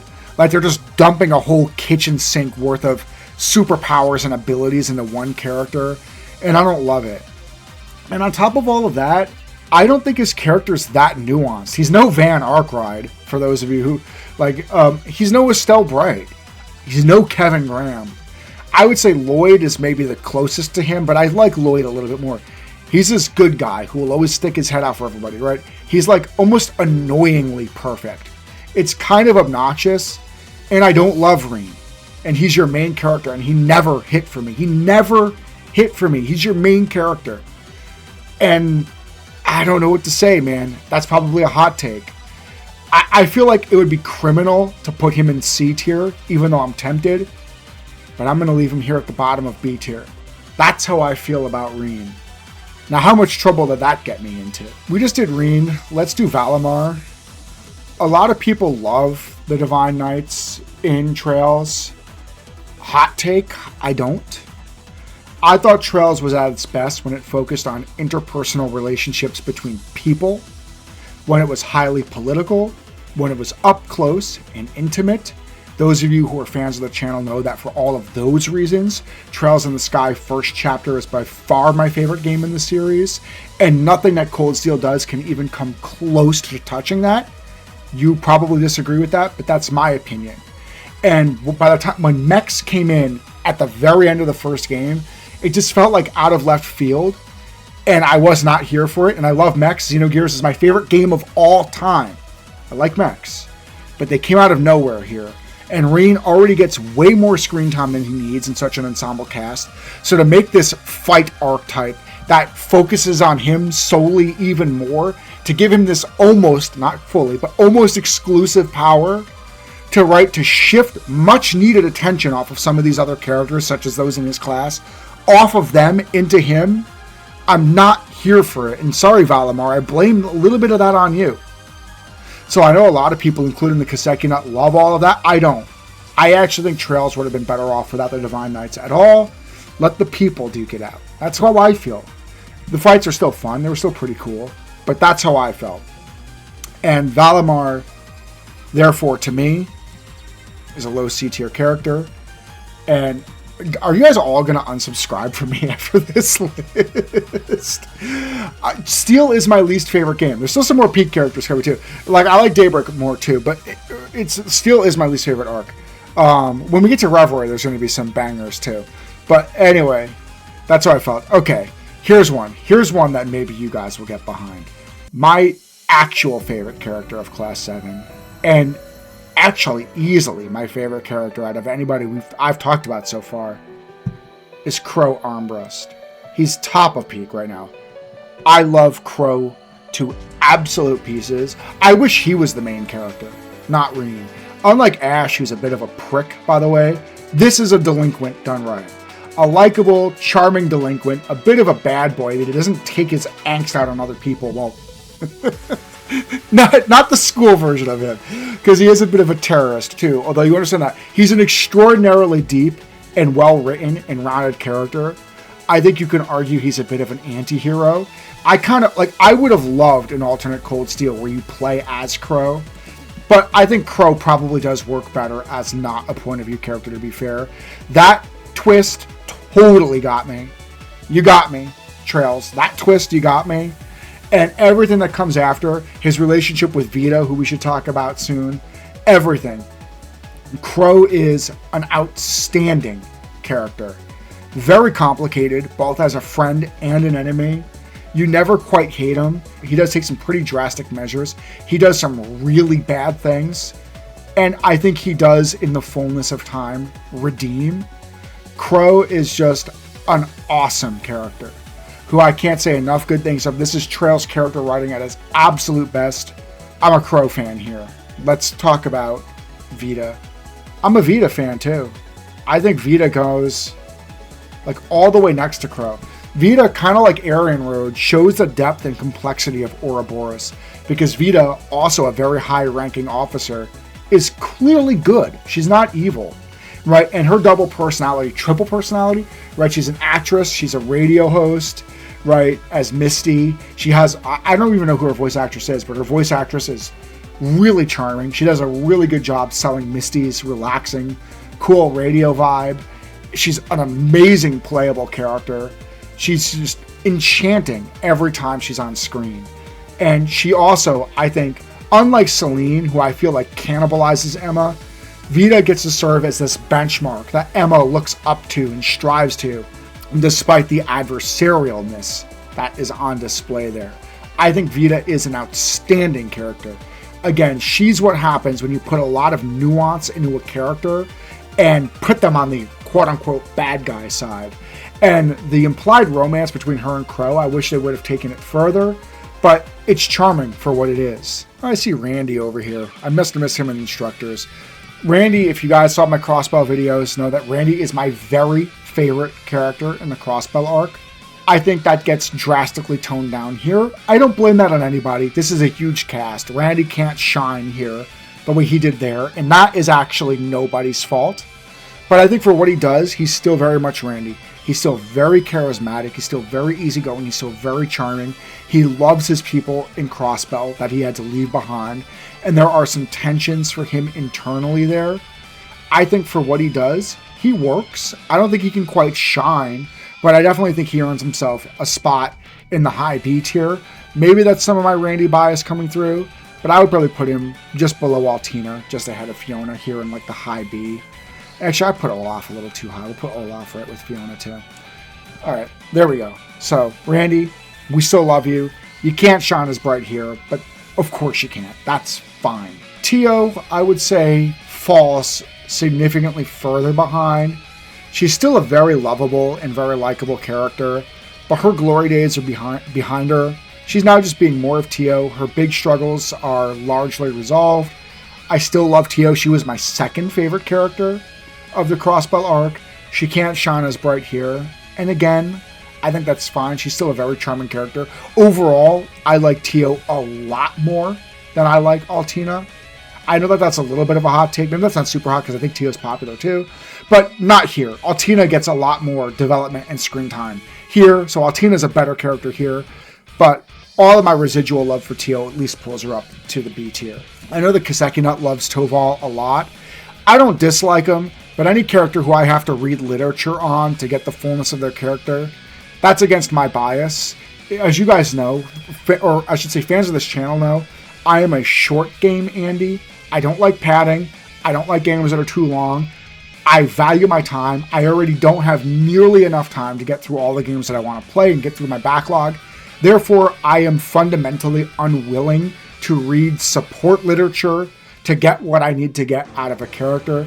If you can't make it show on screen, then it doesn't hit for me. Even despite that, Toval is a very charming, easygoing, likable character. He looks out for the youngins. He's a great mage. He's charming when he rolls with that really powerful group with Vita, Aurelia, and Victor. And he's like, I'm hitting way above my pay grade here. He's still a likable guy despite all of that. So I still think Toval is like a B tier character. I would probably put him like around here. Roselia. I like Roselia a lot. Again, you would think that I blame Celine for cannibalizing Emma. I don't blame Roselia. I think Roselia is a very charming character. She's very subversive. When Emma is talking about her grandmother for many games running, this is not what you expect. She's almost a bit of a brat, especially around the more put together and mature Emma. Don't make me not eat the sweets, blah, blah, blah. But she's still ancient. She's still very powerful with very powerful connections. And when the chips are down, you get to see that for what it is. So she's quirky. And for me, she works. I really like Roselia actually quite a bit. I definitely think she's an A tier character.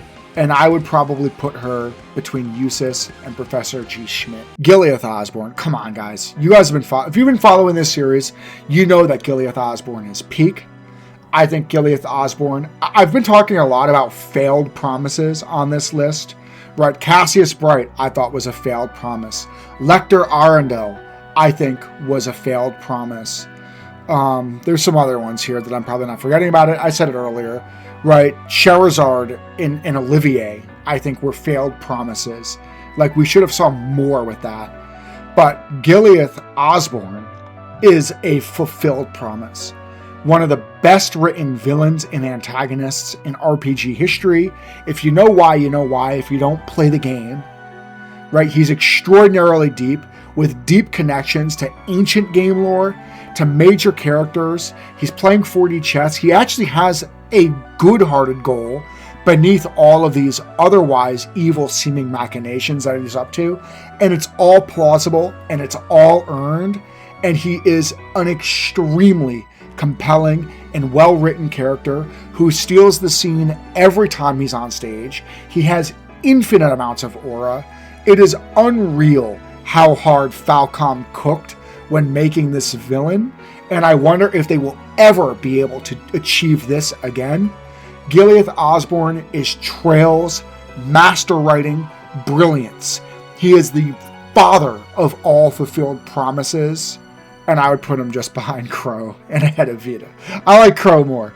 But, yes, Gileath Osborne is an absolutely S-tier peak character. Guys, I've been talking for hours. I'm tired.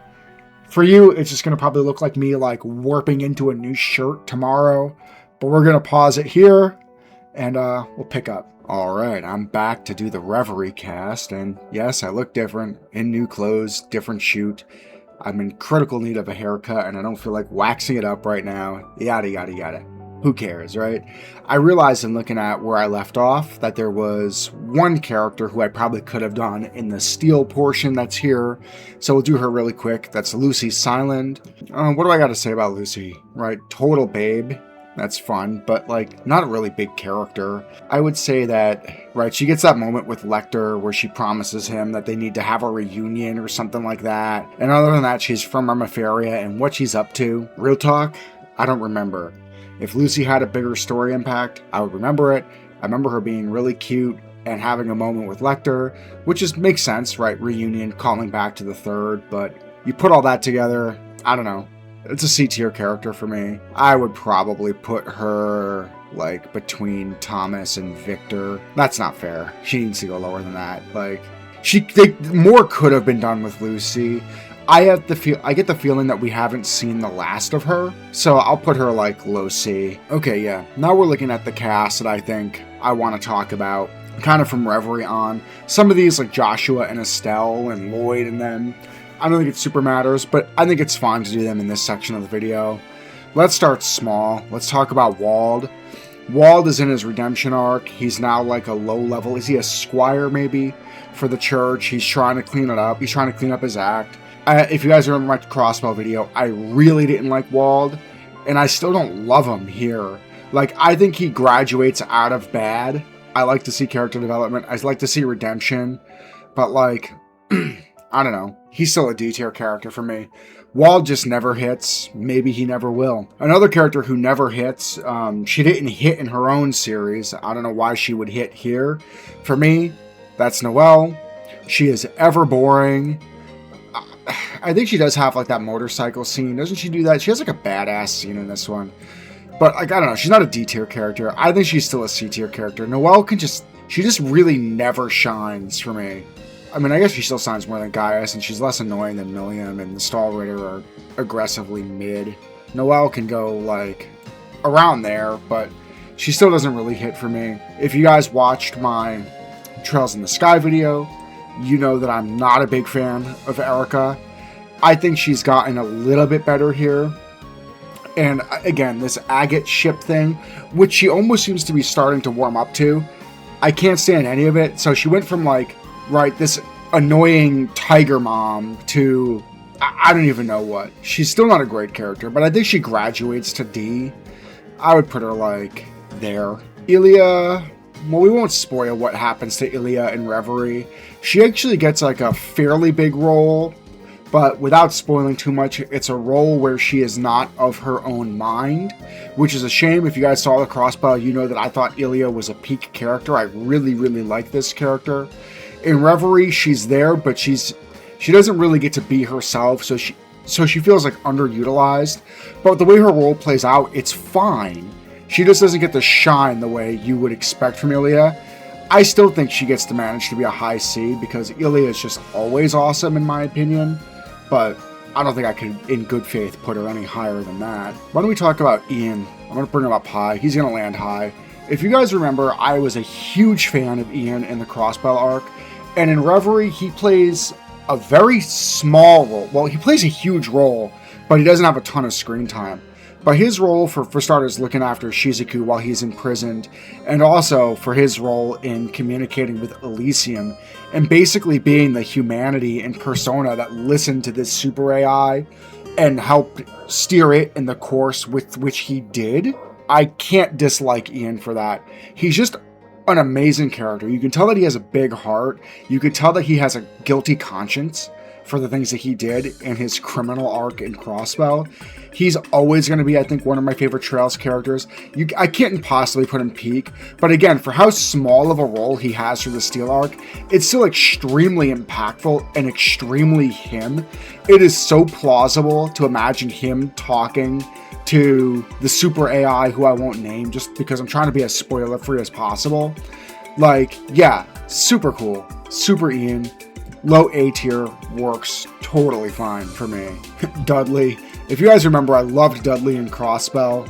Here he gets like a cameo and not a lot more, but it is super charming watching him and Makish drink coffee together and basically sharing a brain cell. I can't help it. I just like this guy. I couldn't possibly put him any higher than like low B, but he's just an amusing character to me. He's a charming character, even though he's a bit of like a straight-laced grump. And again, watching him and Makish share a brain cell was just totally my speed. Not a big role, but a charming role. Low B. Murray gets a really charming scene with Randy, as she's known to do. This happens in the Mines mining village, as I recall. I won't spoil much more, but it works, and I always like their chemistry.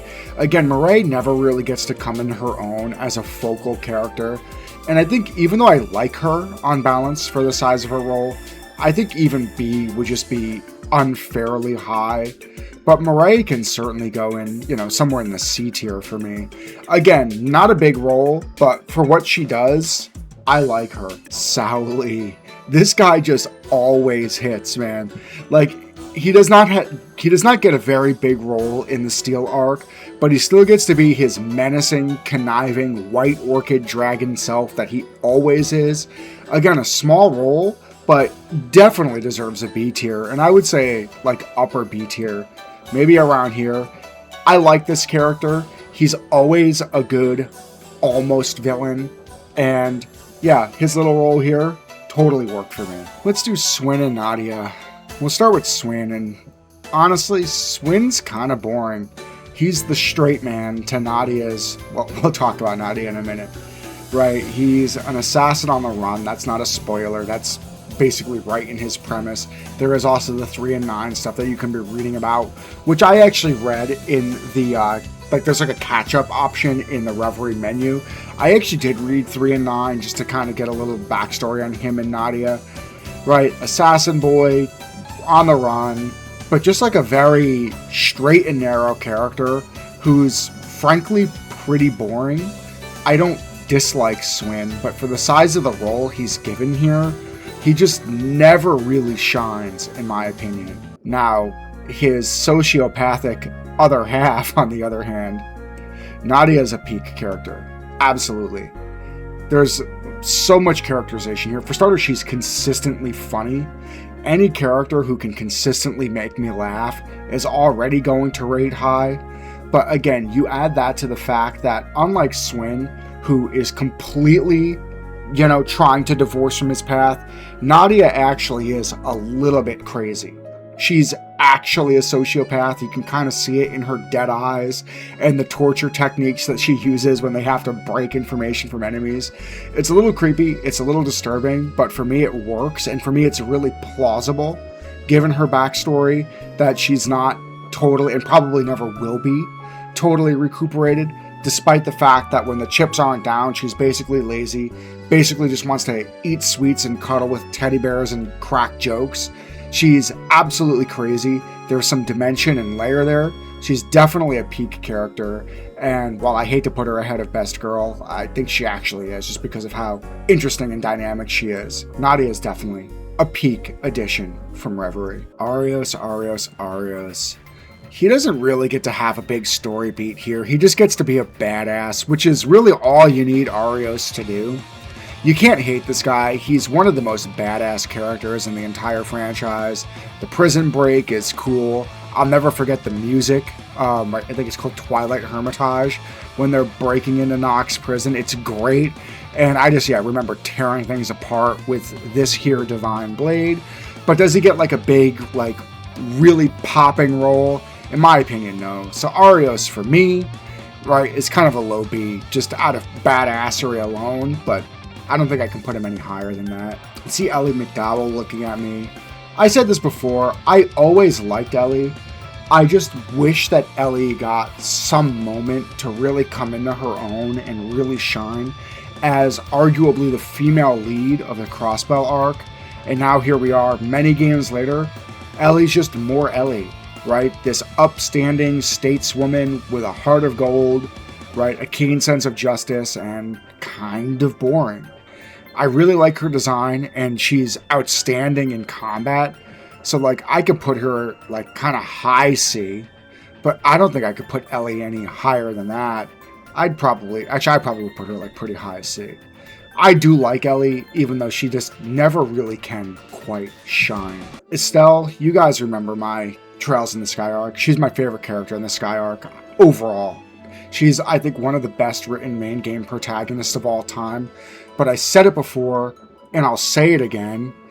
Trails has a criminal problem of underutilizing its foundational characters, right? This is your very first protagonist. Here we are now, 10 games in. Let the girl cook. Give her a moment. Like, this is like our first protagonist, and they're so gun-shy about doing that. Like, she's still Estelle. She's still one of the most charming characters ever written in gaming, period. But she just doesn't get a moment that, in my opinion, she deserves. I get it. It's not her arc, but we're like a billion games into this arc. Rean doesn't need his 700,000th moment or 800,000th superpower. Give Estelle one. Come on, Falcom. So I felt let down by that. She's still a B character, and I'm going to put her ahead of Rean just to spite Rean. But, like, yeah, I felt let down. I felt like if you're going to bring her back, bring her back. But they didn't. And she didn't even get to be, like, one of, like, the point of view routes. Lloyd and Rean did. Estelle gets to just live off of scraps on the side. Not my favorite, but I'm not the one that gets to write it. And Joshua gets an even bigger shaft still, because Joshua at this point is just Estelle's boyfriend. Like, there's not much else to say about it. And again, he's such an amazingly compelling character in the Sky arc, but he doesn't get to like really pop off in the later entries. For me, disappointing. He's still a really likable character. He's still outstanding in combat. I said that in my combat power ranking tier list. I'll say it here. And for all of that, and maybe because of my residual affection, I think he is a brilliant, underappreciated character of the Sky arc. And my residual affection there will hike my favorability of him. I'll put him at the top of C. I don't think I could, in good conscience, put him any higher than that. I wish more was done with him. Now, Lloyd, on the other hand, who I don't think is actually nearly as good of a protagonist as Estelle, he's gonna rate higher here because Lloyd does get some good moments here. Lloyd gets to have his big moment in Reverie where he deduces what Elysium is and what's going on, right? He gets to be the awesome detective that he is. And he is just a charming, cool, likable Patriot character who Juna really looks up to. I still find him to be a little bit bland and a little bit one note by way of protagonists, but I don't know. I'm happy to put Lloyd at the top of B. I think that's a reasonable place for him. Risha, who I've always really liked, I think in the Steel arc, she's also a B-tier character. If you guys remember in Crossbell, I think she was absolutely peak. Her focal point in Glory Days are kind of behind her. Using her and Lloyd in the Divertissement was awesome. And yeah, it's awesome that she gets to be one of your main characters very early in Lloyd's route, because Risha is also just a complete monster in combat. I think she's still a charming, likable character. She doesn't get to have really big moments, which is a shame because she's such a well-designed, likable character. But I think she can also land high B without too much fuss from me. I see Maribel. I said I didn't like her in the Crossbell arc. I still don't like her. She's like, when you order Vita on Wish, you get Maribel. Just a witch, but like an irredeemably unlikable witch. I don't know what else to say about her. She's there. She's up to her cruel, evil machinations. She doesn't, at least so far, seem to be a very deep or nuanced character who has a lot to chew on. She just exists to hate her. And I guess that's fine for a villain, but Trails can do better than that. Right, Gileath? Right, Crow? Right, Vita? Right, Duvalie? Like my top 4 on this list. Right, Arianrod? So we can do a lot better than Maribel. She's a D-tier character.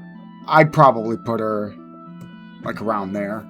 Ren Bright is always a great character, and she does get to have she has some moments in Trails of Cold Steel 4, but she has some really cool moments in her Reverie. She fits C's team like a glove, right? This team of misfits and outlaws and quote-unquote bad people, and of course she does, right? She's Ren, and it's so charming to see her go up with them into the doll studio and just be Ren, hacking at things. I still think she's even an A-tier character. No, her role isn't big, but for what she does, she's all Ren, all the time. I think overall, she is probably the best and most well-developed character over the entire Trail series. And while I think the Steel arc is arguably the arc where she gets the least development, it's still there. And again, when you are a big Trails fan that has seen the whole journey, the payoff feels good. So yeah, Ren is still an A-tier character. And actually, I would say she's a high A-tier character the more I think about it. She's always great, and that's just the way it is. Kia, I told you guys Kia just really didn't hit for me in Crossbell. And I'm not going to rehash that. If you want to hear like my full breakdown and analysis on Kia and Deus Ex Machinas, which again, I appreciate the self-awareness. It becomes a part of her character struggle, her power. That self-awareness does boost the quality of Kia's character writing to me, but I'm just not a fan of Deus Ex Machinas generally.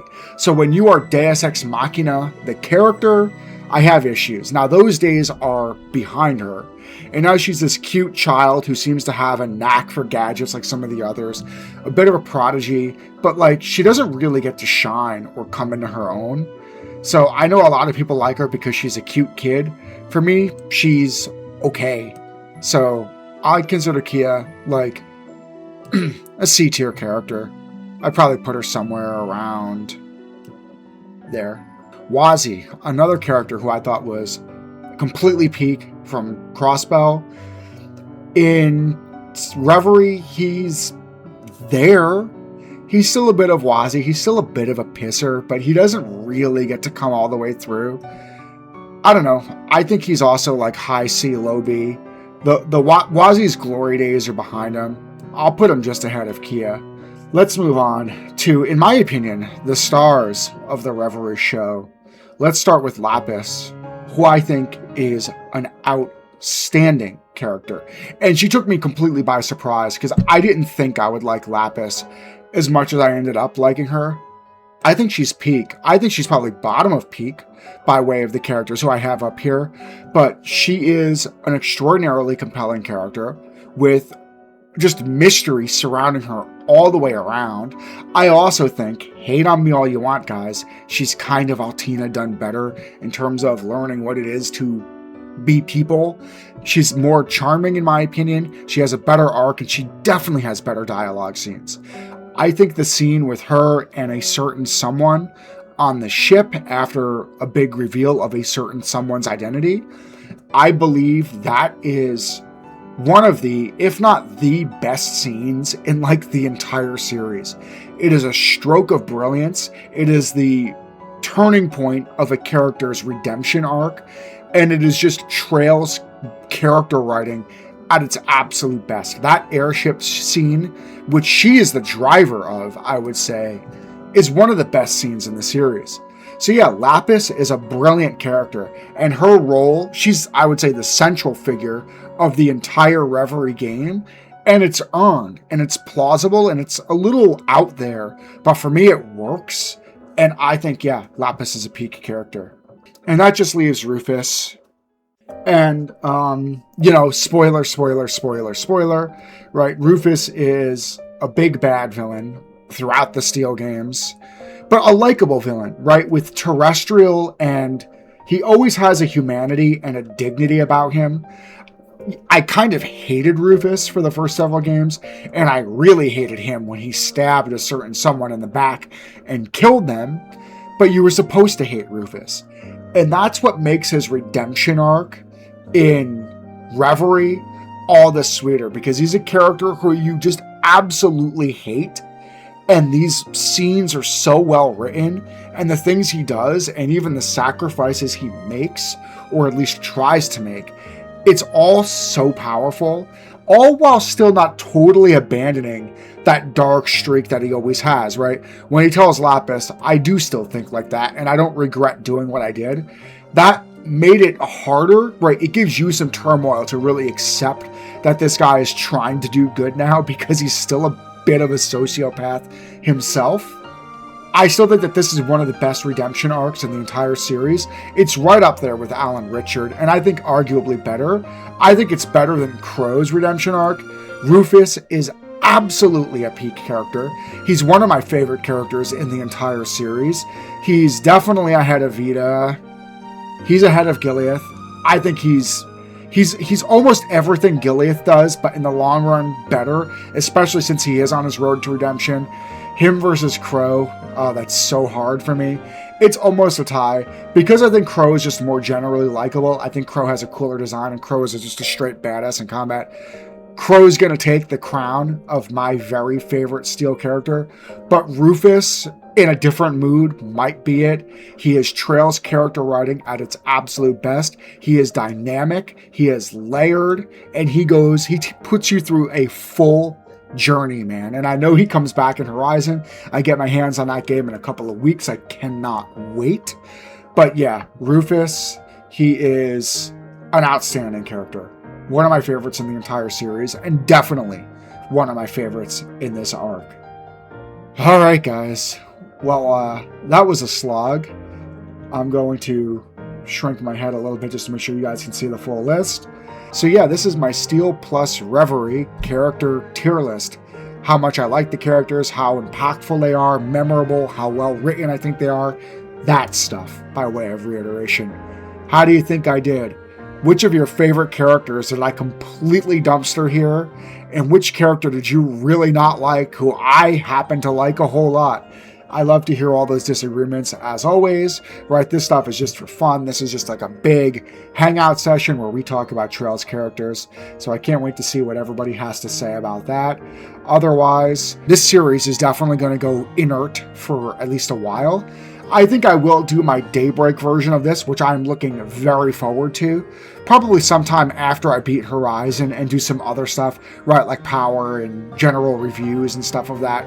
So like maybe late next month at the earliest will I do my Daybreak version of this, but that will be coming down the pike. Otherwise, I hope you enjoyed this video. I had a blast making it. You guys know the routine. This is Nick BRPG. Here I talk about all things RPG, with turn-based and JRPGs being my absolute favorite. I love Trails. For all the critiques that I laid out in this video, it is my favorite video game series of all time. My channel clearly communicates that. I hope you enjoyed this. If you like this, consider giving me a like and a sub, and I'll catch you in the next one.